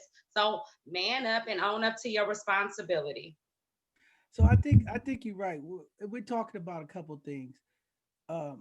There's men in the community that's not gonna step up and be responsible anyway. I just think that's just what it is. And we talked about this last week. When do we cut the ties? Because there's gonna be men who will step up and say, hey, this is my kid, I'm gonna do it. And there's gonna be men who not. Once we understand that man and his position of, yeah, I found out it's my kid, I don't like you, and I don't want to deal with the kid. What do we do after that? Right? So how do we make the system set up fair so that, okay, this dad don't want to be involved with this kid, but there's still a financial obligation that we need for our women in the community to raise these kids. So when do we take the financial element out and remove the dad that don't want to be involved out of the picture? Because if that's the type of dude he is, he's only coming around because of the financial implications. And that's what I try to get women to understand. He really don't want to be involved with you and the kid. He's just coming around because the percentage of his child support is being affected. So you're forcing someone to be in a kid life who really don't want to be there. And that's a different, that's a different situation, but that's the conversation that we need to have, because there's going to be men out there. It's sad. They're not going to step up and be responsible. Their families are not going to be stepping up, like Shanice said, because they got their own issues. But to eliminate what Vanessa said last week, we have a lot of mother-in-laws who also put these negative images in their kid's son's ear about this ain't your kid to the girl that he's with, right? So paternity is a way to remove that, because there's a lot of mother-in-laws out here who do that. They tell their sons, that girl ain't the one, she this, she that ain't your baby. And that affects some men, right? So having that paternity test is going to eliminate some of that negative feedback. But for the guys that don't want to step up and be accountable, they're not going to do it either way. Either way it go, whether they find out they are the child father or not, they're not. And that's a different issue. But that's where community, we're going to support these mothers. We're going to support these women and make sure that these kids have role models of males in the community that can make them better. So that's really where I wanted to go with it. I see Dirk is ready. Dirk, go ahead and chime in on this, Dirk. Hello, how everybody doing? Can you hear me? Yeah, we can you hear me? All right. So, I've been listening, and I've been through everything everybody's talking about. I've been through the paternity suit of not knowing the kid is yours. I still got one to this day. I talked to Larry, and she still not sure that I might be the kid. The kid is 30 years old now and stuff like that. And then her mother, she don't even care to know now. It's been way too long or something like that. But she'll have this thing where she would say, like, I think it's yours. She looked like you because you see my daughter and they look like each other somehow. I said, well, that ship has sailed, and she does not care. She's married, have 2 kids already or something like that. But I think we need to do is everybody on both sides need to be more, I would say, more responsible. Know who you dealing with when you land down just finna have a kid with somebody or something like that. Know that background. So like, especially women, if you finna have a baby with some dude and you know that he will take care of his other kids and you're gonna try to have a kid for him, I seen that happen with my daughter, but I knew he wasn't gonna take care of the kid. I knew it when they first got pregnant. I was like, oh, she's gonna have him, her, and other kids gonna be around us and our family, and my mother's gonna pick up the slack. I knew she was, and I ended up jumping on the bandwagon and taking care of that kid because I knew that was gonna happen, stuff like that. So I just know who you dealing with and who you finna have a kid with and stuff like that. And we don't do that. We just enjoying the sexual having sex with them. That was it. But you didn't realize what the implication is if you have a kid with this person. I mean, it turns your whole life upside down and stuff like that. And I have and then right now, my son's mother I'm dealing with right now, I knew she was a good person. So we're not together, but you know what I'm saying? We share responsibility. We talk to her, we got respect and stuff like that. And she knew that I was a good dude. She knew I was gonna take care of my kid because I took care of a kid that wasn't mine. So she knew that her kid was gonna get taken care of and something like that. So, and people have judged me on that. Even I got friends like that because they say, man, you a good dude. You take care of a kid that wasn't even yours. I said, he didn't have nobody, you know what I'm saying? So I just stepped up to the plate and stuff, and I did what I can for him. He ended up doing his own thing down a line, but he couldn't say nobody was there, that he didn't have no values or nobody to teach him how to be a man or nothing like that. So, and I was there for him, something like that. So that this paternity thing is real tricky. It can really hurt people's feelings real deep, especially when you think a kid is yours and then you find out it wasn't his. And when I found out that this boy wasn't his, I was 3 years old, I was just like, man, why would she do that? Why would she even, why could she even just well, maybe this one, maybe she could have told me like, there's a possibility this might not be yours or like that, but it never happened or stuff like that. And I'm still mad with her because she told him that I wasn't the father before I could, you know what I'm saying? And he was upset when he found out that I wasn't his father and stuff like that. So, and he ever since then he was feeling some type of way, and we never recovered from that. And when he found that I wasn't his real dad, so he just went up the scale from there. So I mean, that's just a little brief on what I've been through. I've done all sectors of maternity, child support. I've done my child support, and I got through all of it because I was a man and I stepped up to the plate that I wasn't afraid. I wasn't walking away from my responsibilities. Even when my daughter's relationship was over, I told her, I said, listen, it's over. I don't care. I'm not trying to come back here. I don't care if we don't be together anymore. My mother told me, say, your responsibility is to my daughter. So I said, look, I just hear from my daughter. What do you want to do? Whatever flexible days, what days you want off, what days you want on or something like that. I just want to be in my daughter's life. I don't care what you do or something like that. Let's work this out. And I made the effort, and I didn't want to fight with her anymore or something like that. I got tired of it and stuff like that. So it got to be an individual something in your heart where you just tired of it. You know what I'm saying? You just want to do the right thing or something like that. So that's what I got on that one right there. I just be wanting to know with some of these men, like, they really need to be educated more. I be hearing them say, oh, they want the blood test. I want the blood test. If they can't do it in the beginning, wait 9 months when that baby come out, take your butt to Walgreens and buy a DNA test. That's all it takes. But they go for months and months, sometimes years from what I can hear. And knowing we got the technology just to say that excuse that, oh, they don't know if that's their baby, when they could have spent that same dollar they walk back and forth to get their beer and save up to go get that DNA test. It's not expensive. So that, once again, an excuse. And I'm hearing it from a lot of grown men now. Not only that, men, I've also been noticing from some men and some of these boys, they say the mothers are not letting them see their kids. But you can't pop up at 10, 11 o'clock at night talking about, let me see my daughter or my son. You can't pop up unannounced. So I've been also seeing that from some of these men. Like, they got some things confused. And if you don't want to be there for your child, okay, let the city create some type of program where these single mothers, once a month, we get a cleaning company up in here. Once a month, you deliver us food for a whole week. Once a month, you give us a break and come take our kids. Let these men step up like a big brother, big program, and take on some of these little boys that don't have fathers. Let some of these women take on some of these little girls that don't have no mother figure around. You know, it's solutions right there. I'm tired of hearing excuses at this point. I think that's a good solution. And I think we talked about that last week, having some kind of center where kids who don't have their parents involved, that The man in the community can see them, so it's not an excuse. I think that's definitely something that's could be put on the table for as accountability.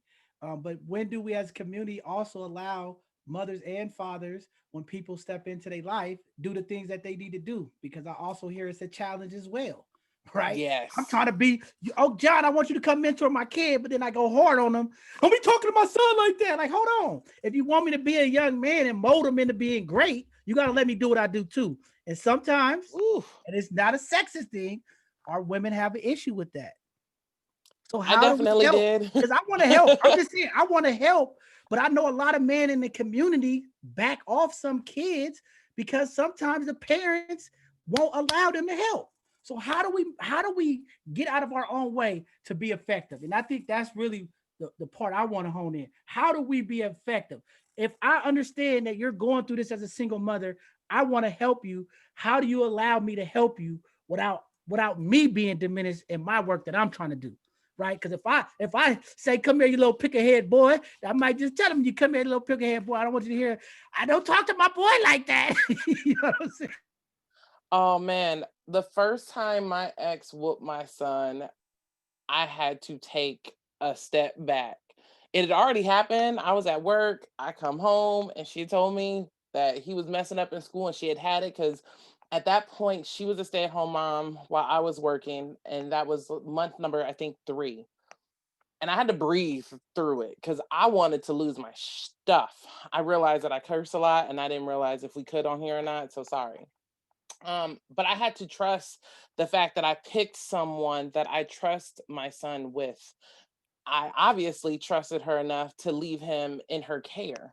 I trusted her enough to if there were times where he would outgrow his shoes while I was off at work, and they would just she'd go get him some shoes and then call it a day.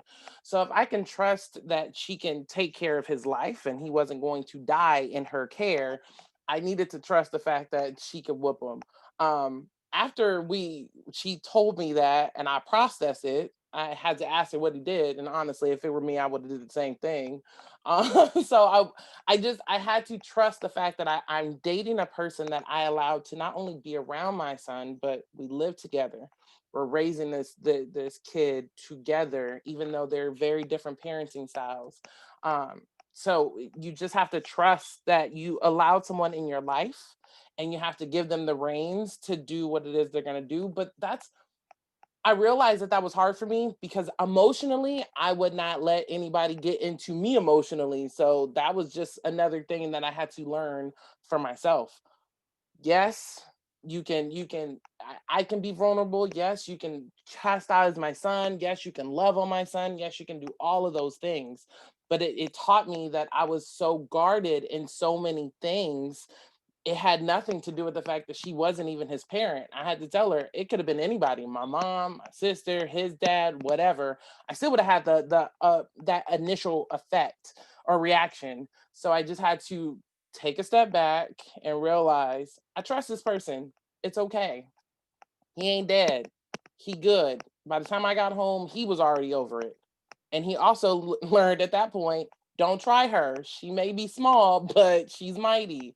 So you just got to learn how to trust that person that you're with, and trust that you're bringing the right person around your family in the first place. And honestly, if I couldn't trust her to do that, why did I even start dating her? Why did I have her around my family? Why did I have her around my kid? Why are we living together? So if I couldn't trust that one thing, then I got to backtrack on everything else. And it was like, okay, let it go. It's really not that big of a deal. Yeah, that's kind of powerful. I think that is hard, especially when you're dating somebody who has other kids. Because I hear from the man, oh man, don't have your boyfriend talking to my kids. I hear from the women, don't have your girlfriend talking to my kids. And I think that is a big struggle. But again, like you said, if they're not putting harm in the way for the kids, how do we allow that? And I know that's a struggle. I mean, even me as a man, I was there for my child, but I said, shoot, am I okay with somebody whipping my daughter? So, but as community, we grew up. That's what we did. I used to get whooped by the neighbors, everything. My mom whooped me. My neighbor whooped me, came back home, got another whooping when my dad came home. So we talk about old school a lot. We talk about traditional things a lot. And how do we incorporate some of that in today? Because I think discipline is a big deal that needs to happen when we co-parenting. We see the violence, we see the stuff that's going on to our kids, and everybody's afraid of our young people. But when we have a chance to reach them young, how do we as parents allow the discipline from community and from our co-partners to really make sure that the kids understand what it means to be disciplined and have respect for other people in community. You want to say something, James? I see you. Go ahead, James. Oh yeah, for sure. So I was just going to echo what Sabrina said for a hot second. I think that being able to have conversations about first, like what we see is happening with a young person, but also like what are the options? Because I mean, I got whooped growing up. I mean, I didn't get that many because my mom didn't need to hit me that many times. My dad definitely didn't hit me that many times for me to actually learn from whatever it was that was going on. But is that the only option? Right? And if this is the only option that we have for ourselves, are we saying that this is, is this the best option for us, or is it just kind of one for right now until we learn something better?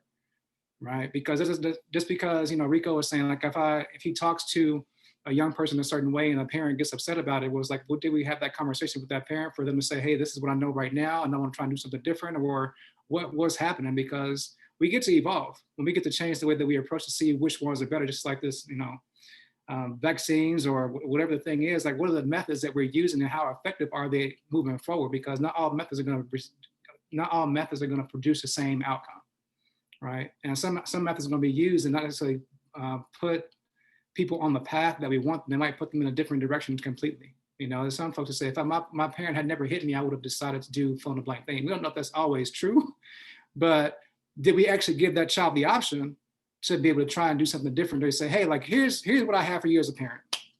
I can, I'm gonna whoop your ass right now, or you can do this thing and we can see how that works. I'm gonna give you some kind of trial and error with this. You can see what this feels like and see what that feels like. We can come to an agreement as parent and child, or we can do that as parents or as community members to be able to say, hey, I see this child and I see them behaving in this way. Do we agree that we see this is going on? And what do we want to try to be able to make this situation have a different outcome? Or because we know what certain trajectories are going to be, we know what certain outcomes are going to be based on whatever behaviors are.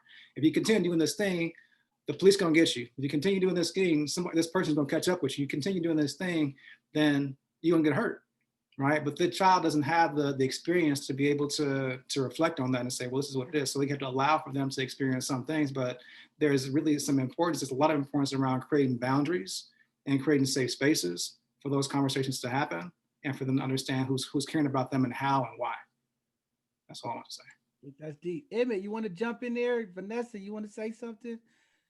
Well, I'll just say, I know that in the foster care arena, because I've been a child welfare worker for San Francisco County for 20 years. And I know that when young kids come into the foster care system, the case name is always mom's name, and there's very minimal work that's done to locate the father. And fathers, particularly fathers of men of color, are marginalized within the foster care system. And a lot of fathers are really hesitant to even step forward because they've already been defeated already. At least that's the way they feel. And so I think the issue of paternity, I know for a lot of my peers that I grew up with, they didn't want to be identified because a lot of life instances happen to them where they've been incarcerated or they got a felony on their record, so they're not able to really get the kind of jobs they want. And so if the kid's mother's family is able to take care of their kid, they just kind of stay in the background.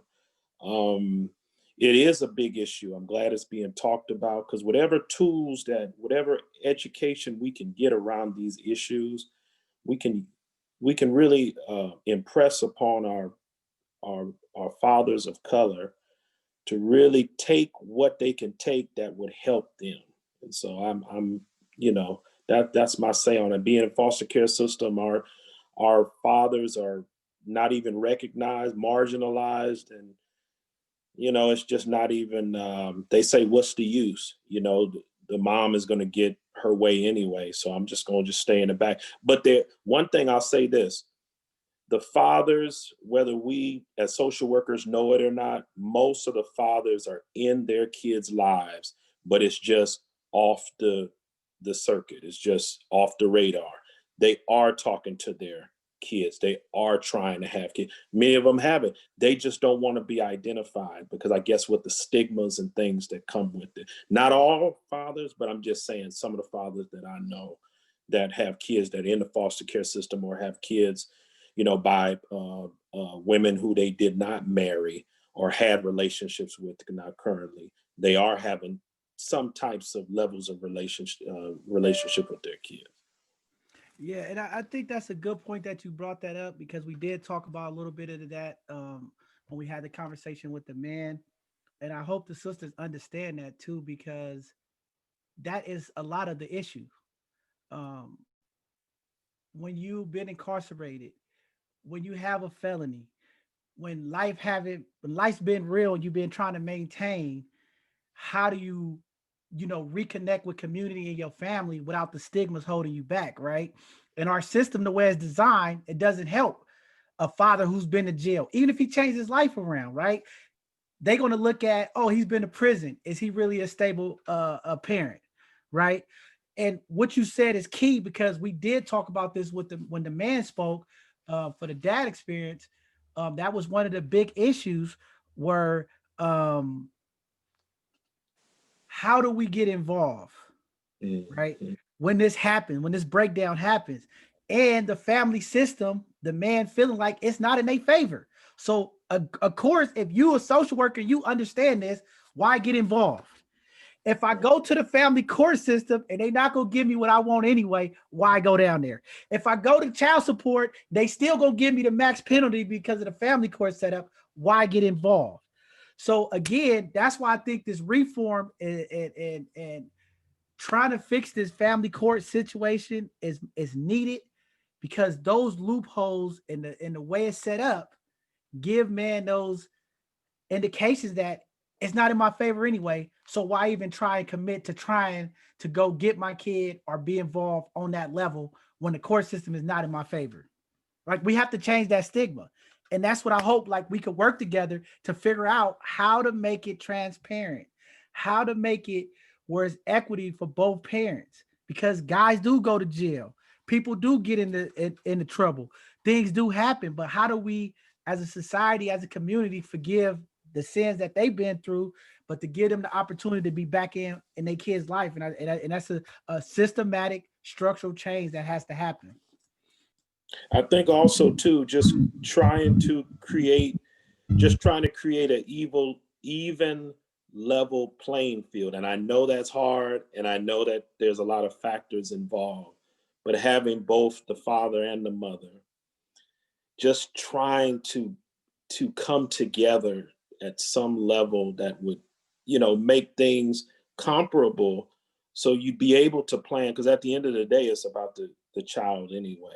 And I think because of all the society stuff and all of the inner workings of that couple's relationship, whether it's over or, it's just beginning or whatever, it's a lot of factors that causes this whole disruption and this dysfunction. And the kids are the ones that suffer at the end of the day. And, I hear you on that very much. I'm with you, Emmett. I think that that us as moms, we have more power over our kids than we even realize. And I honestly think in situations like that, where we as moms would just have to, walk away from whatever our issues are that happened in the past. Hey, let's go hang out with your dad. Let's, go see him, or your dad's about to come over, and just take a little bit more initiative to have them around a little bit more, and try and have, again, honest conversations when they're together, to just at least remove that one little barrier. I know that there's a lot of things that we as moms can't remove for them, like John was saying, when it comes to all of these different things, but just creating that at least creating a healthy space in our homes for their dads to come, and feel like, hey, I can at least get to know my kid in that situation. Honestly, for me, court's a last resort. I really don't want the courts to have to deal with my family stuff in any way possible unless we have no choice, which is why we did child support and that was about it. Like, we don't need to talk about nothing else. But I understand some people need to have more courts involved with things. I know a couple of my friends that literally can't even move out of their county because the courts is so heavy because it's just so much dysfunction. So if we can just at least eliminate that one little barrier when we're talking about guys that are, in jail, and there's a lot of things that come with that I don't even think we think of as women, especially if you've never been incarcerated yourself. So there's a lot of things that put our Black men in there in the first place. And this isn't trying to create any type of excuse or anything for them, but there's a lot of things that put them in there. And then once they're in there, that's a whole different beast. So just giving them a bit of peace of saying, hey, if you want to come see your kid, he's here. I'll help talk to him as much as I can to help ease that tension between the two of you. So I say for Shanice, I don't know what's going on with your ex's or your kid's dad, but just if he ever gets out, just be as understanding, a little, give him a little piece of understanding if you can, because there's a lot of things that he's probably going through that we couldn't even imagine in there, and giving them opportunities to be in their kid's life when they're ready, just, is one little thing that we can do as moms. Hey, Rico, you want to touch on that? Because I think sometimes the women, I try to explain this. When men are locked up, it's a lot of things going on, especially in prison. And sometimes it's not that they don't want to be with their kids. It's just the embarrassment of being in prison, not being able to be responsible. And some men, when they get locked up, just disconnect from everybody. Like, I'm in here, I got to do this time. I don't want to hear nothing. It's too many emotions. Somebody on the yard talking in there, I got to so it's a little bit more to it, not giving him an excuse. But I know that, I'll let Rico speak on it, but sometimes men that's incarcerated, it's a problem when they can't be accountable, so they just disconnect. That's why sometimes when they're in there, they don't want to talk on the phone, because you might, as a mom, say something that triggers something. We got to ride on the yard now because you like, man, I just heard some craziness from, home. And now I got some people here playing with my phone time. And you know what I'm saying? It's an issue. So, Rico, you want to talk about that, Rico? Yeah, I mean, someone who's a part of the reentry community. I did 3 years in San Quentin. I think that a lot of it is dependent on the person's time. If you're looking at long time, like, those are the people who really disconnect from society, because, they're going through a lot of emotion, because being locked up ain't no joke. Like it's really mentally draining. Oh my goodness. Like, it give you mental health issues being locked up like that, like an animal. So, for people who got long time within the double digits in life, like, those are the people who really disconnect. But most people who are incarcerated, they love to see people. That brightens a person's day, just to get that letter, just to get that phone call, just to get that person just to come and see them. Based off the experience that I know in working with men inside the county jail, it's been the ones that really looking at long time, or who have already been sentenced to long time, who really just kind of like disconnect from everybody and be like, you know what, I can't do it right now. Eventually they come. I've seen folks come around, but it's mostly within the double digits, and now they're able to be content with the time that they have, because for each person it's kind of different. Being locked up it's just really not no joke. So and then some people go in there and they get mental health issues because of drug addiction.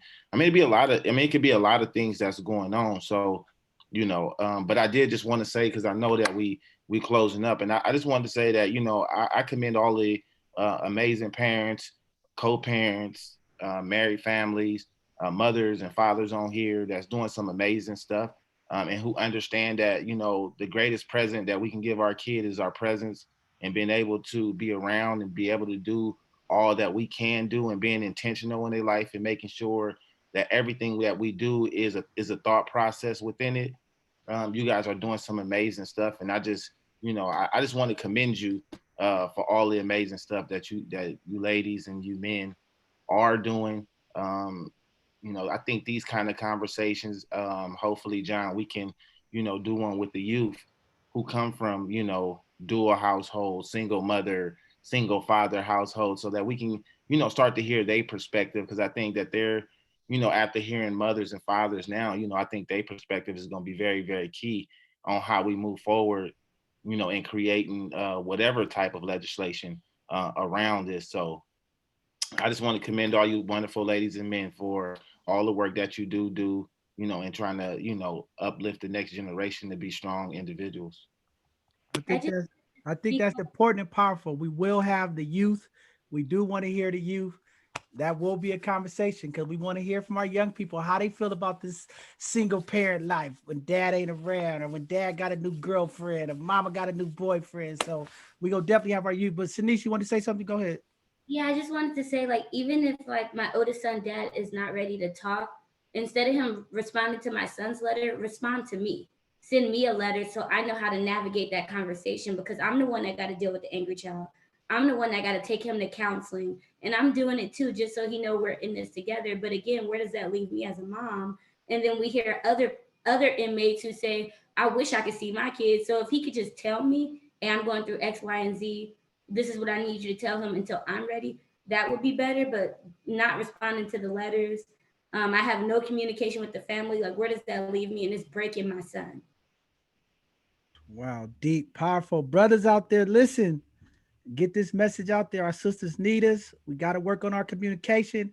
As we close this out, I want to give everybody a quick few minutes to close out and say something. James, you want to say something? I know James, one of the things that he took away from this is we just got to focus on how can we the parents put aside their differences and work together for the children. I think that's pretty much what we're getting out of this. How do we work together, and put our differences aside for our young people? So with that being said, I just want to give everybody an opportunity to say something in closing. I know it's getting late, but we could start with Vanessa. You want to say something, Vanessa? Thank you. Thank you. My kids looking at me crazy because I got to bust a move right quick. I just want to say, after listening to all of us, and it's just maturity. Like, we gotta mature. We gotta respect each other and love each other. Because when you really love and care about somebody, regardless of they made you mad or cheated on you, hurt people is the saying. So if you a wounded person, and a lot of what I'm hearing is it's just generational curses that we just been doing in our communities over and over and over. Dating people, having babies, not really knowing a person, relationship not working, and children are suffering. And then on the flip side, if it don't work, just level up for the child, because everything is always for the child. Like, I feel sorry for some of the people that go through some of the things they go to, because like, I didn't have no problem co-parenting as a teen, as none of my kids suffered through anything like that. Everybody was willing to take care of the kids. So it just hurt that, other people don't get that blessing. But maturity, when we start maturing and doing things out of love and respect for ourselves and other people, then it would be a domino effect. Then our children would see things as done out of love and respect, instead of just being out of, oh, I want to have this man baby because it's security, or I don't want to tell him it's not his baby because he got money, or all the things that play on in our head. I just think we should just be more mature and better protect our kids, because they need us, and we don't want them growing up with no mental issues outside of white supremacy is enough. So we got to start doing better about taking care of them, so that their mental status can be what it needs to be to survive in society. Thank you. Thank you. KaSelah, you want to go ahead and give a quick one?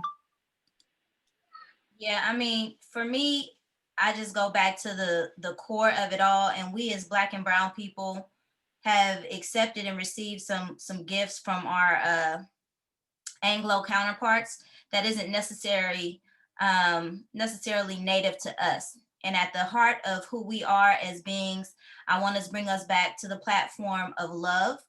And for me, love is not flight, love is not fight, and love is not fear.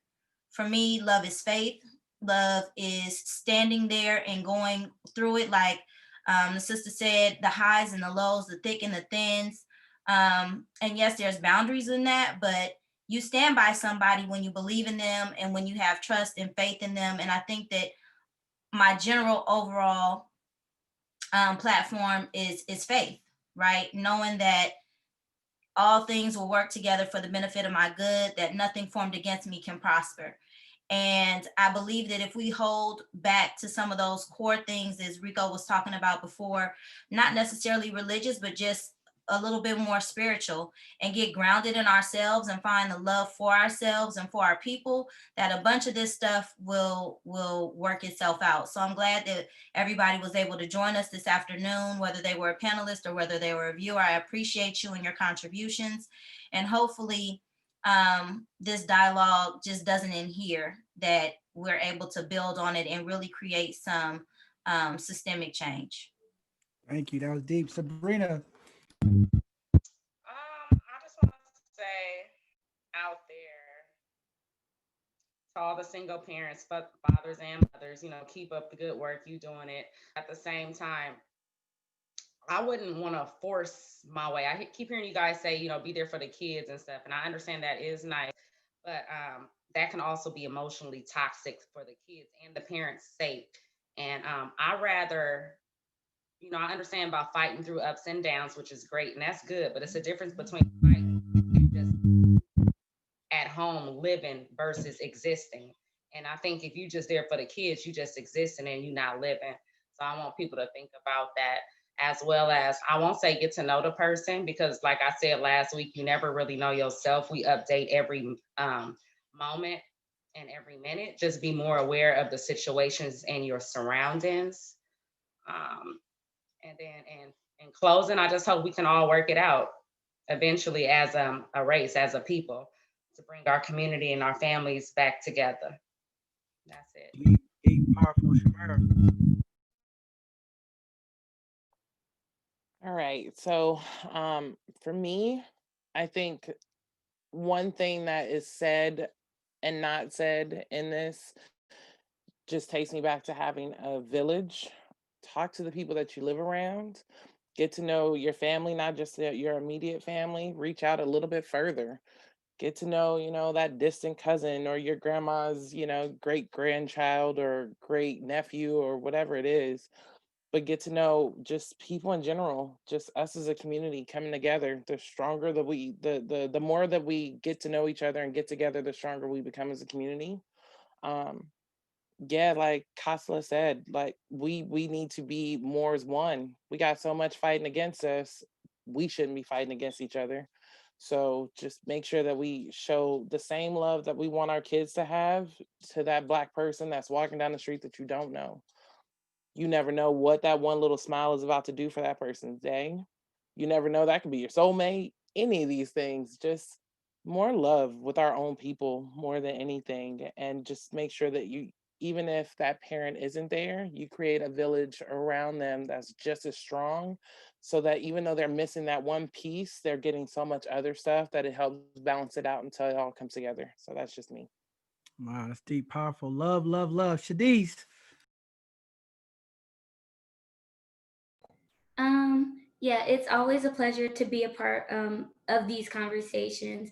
I don't know if I have the answer as a solution, because parenting doesn't come with a handbook, so I'm still learning myself. But more power to all the parents that are out there doing what they're supposed to do, and just continue to pray for those who are not on the same page with the other parent. Just pray for healing and pray that they can find some time to come to their senses to be in a child life, because that's what it's all about. So we won't raise angry Black men or angry Black women. It's deep, powerful. Emmett, my brother.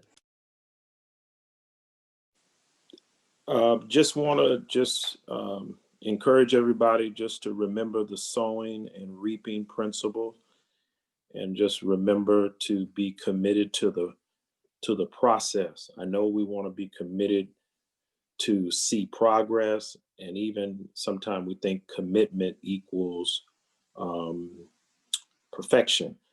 But remember the sowing and reaping principle, and try to stay away from instant gratification, And many of our blessings, those of you who are on this panel and those of you who are participating, you will experience and see the blessings on the back end. You just got to go through the process. And so I want to encourage each and every one of you to just be committed to work, whatever your circumstance and whatever your situation and whatever it is that's going on in your own individual lives, be committed to work and it will pay off. And so I appreciate being on this panel. Oh, thank you, brother. Good words. James Caldwell. Oh, I guess James is out. I'm right here. I'm right here, man. You want to give us some follow thoughts? I would say to the ladies, man, I appreciate you guys. I appreciate the input, because just to hear some positivity on how to better the relationship between parents, and just to know that there's some actual women out here that actually really value family and value a man's presence in his child's life. I appreciate y'all for that, because my thing is, it took me a long road to appreciate my ex-wife and her role with my child, even though she may do what she has done and still kind of continue to do it, but I still got a beautiful daughter, and I still try to stay positive, and just to hear some positivity from us, because I don't try to generalize, and to hear the suggestions, to hear the recommendations on how we can better the relationships between our families. I love that, man, because sometimes men can talk and it can go left, and then it sounds like it's a woman bashing thing, but then to hear women talking and not be a man bashing thing, and say, how do we come together for the kids? Because I've been doing this work for almost 30 years, and it's all, like Nate said, it's about the kids. And I see how I tear the kids up, and I done had a lot of kids that I didn't help in the streets, and it'd be hard to help my own kids sometimes. And to hear, y'all gave me life, y'all gave me some breath right now, and I appreciate y'all. And continue to just keep spreading what y'all spreading, so we can hear that, and it gives us strength to continue to push on. So thank you for that. Oh man, that was deep. Right on, James. That was powerful words, sister. The brothers is listening. Y'all got that response. James, you want to go ahead and give us your spiel?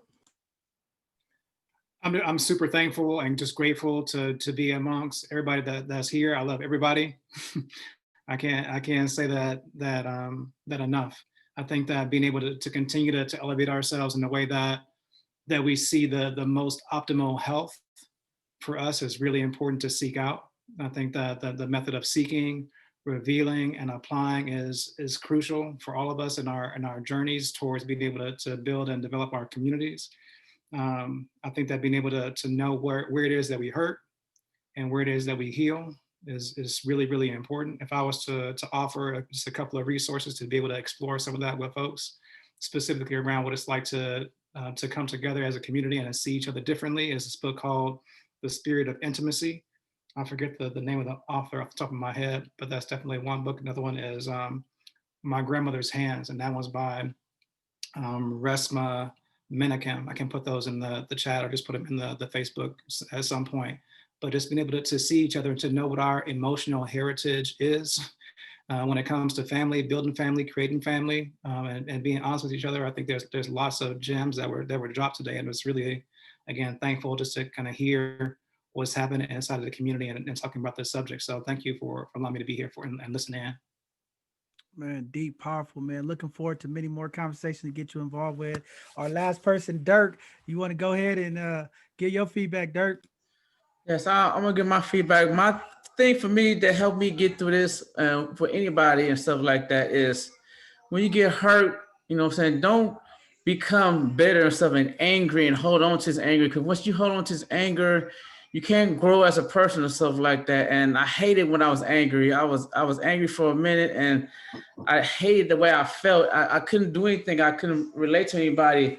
I felt bad inside and stuff like that. And I was flash sometimes. I told myself I never want to be that way ever again, stuff like that. So I was angry at a couple of people in my life, and I prayed. I said, I don't want to be angry with these people. I know once I got over this pain, anger, it was easier for me to move on and be a better parent and to be a better co-parent and stuff like with my kids, stuff like that. So I was able to move on, and I was able, and when I got right and stuff like that, I was able to have birthday parties and have both my son's mother and my daughter's mother, because be together. They would come together, have birthday parties, and when you and I just don't want to be, if you mature and don't be angry, everything will be a little easier. You can have clarity. You can see everything a little better. You won't be challenging. You can focus on the kids, and y'all doing the best thing that's right for the kids and stuff like that. So just try not to be bitter. I always say, don't be a bitter person. So like once you're bitter, it's hard to heal and move on and grow as a person. Oh man, wow. Thank you, Dirk. Thank everybody. First, I just want to say, thanks to all the panelists that was on today, because these conversations are difficult. They are challenging. We're tapping into areas that sometimes people don't want to really talk about. So just want to thank everybody, the men and the women who came together. A lot of times people say, men and women, we just can't communicate.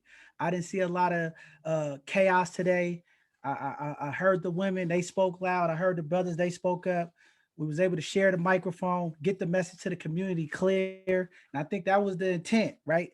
This is our last show of the year. What a way to finish it, to have the mothers and the fathers of the community come together to have a conversation, to develop, to involve, to make the community better, because the community can't grow and be better if we don't have moms and fathers involved. These young people are looking for us. Community are here. We appreciate you guys. This is how you want to end something like this. Both parties, hearing both sides, getting an understanding. The community can hear it. They feel it. It's love. Like Vanessa said, hurt people hurt people. We have been hurting each other so long in our community. Now we need to heal people, heal people. We need to show some love, because love people who love also love. So that's what we're trying to do here. And I think this was powerful. I hope this helps somebody out there. I hope it helps somebody out there, because it helped me. I got a lot of things that I deal with, and I think this helped me. I still deal with my father, the issues that I had, and this helped me heal today. Just hearing Rico talk about the experience of togetherness and understand spirituality and understanding that connection is deep. It runs deep. In our community, we got to continue to have these conversations, and just want to say thank you guys. It's important. It's real. And this is the best way to have it. It's just straight from the people. There's no written down script. It's just what they feel. It don't have to be always right. We don't always have to agree, but it's real, and I appreciate it. So to the brothers out there, accountability.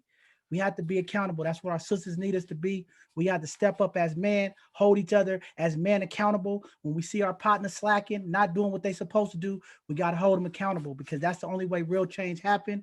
And our sisters need to see that. Brothers, get involved. Take some of that pressure off these sisters, and get your kids, and show them some love and support as well. And for our ladies out there, continue being great. Continue to be open and understanding.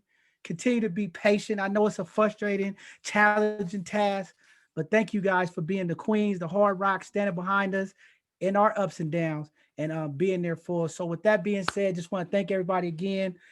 This next Sunday conversation coming up is going to be touching. It's going to be powerful. We're having this conversation next Sunday after the New Year's. Please be safe out there. But the next conversation, we're going to be talking about families who lost their kids to violence, to tragic loss. I think it's a conversation that needs to happen. I think the community needs to hear our mothers and fathers who lost their kids to violence, police violence, community violence, tragic loss. Because a lot of times these incidents happen and we forget about it. And we just keep going on. Life is as normal. We need to highlight these people and make sure that their loved ones are heard. Their spirits is lifted. Their names is risen, because it's a lot of pain and hurt there. So if you want to be a panelist, I know we have a lot of people that have been reaching out. If you know somebody who lost their kid to violence or some tragic loss, please reach out to us at both sides of the conversation at Gmail. We would love to have them on for this conversation next Sunday. I think it's important. I think it's an important healing process, a continued healing process for the community that we need to have. And then next Tuesday, we'll have our hidden gems. This Thursday, because of the holiday, we will not have an educational Thursday, but the following Thursday, we will have a tax preparer coming on, a tax attorney who's going to educate our community about these taxes. I know we're getting close to tax season, important information. The sister has knowledge and game, and she go bless the community with an amazing educational Thursday presentation. So with that being said, Rico, you want to say any final thing before we close out? All I want to say is I want to touch on what KaSelah said. Love, love, love, love. Love is so deep, man. No matter what, any relationship, you got to know if you guys relate. When I met John, First thing we figured out, oh, damn, we relate. So now we got a good relationship as brothers. Am I lying? Right? For real, for real. That's facts, you know what I'm saying? So love. And then I understand now, when I grew up in the hood, I was taught that love hurt.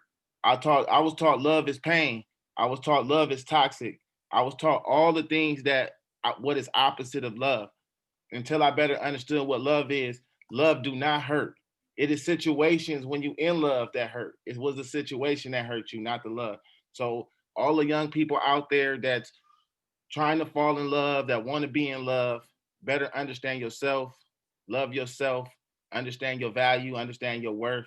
So we don't end up in situations that, we, don't understand, or it's situations we got to grow from that's toxic for us. So, we did a great job, you guys. Thank you all for coming on. And that's both sides of the conversation. All right, peace. Happy Kwanzaa.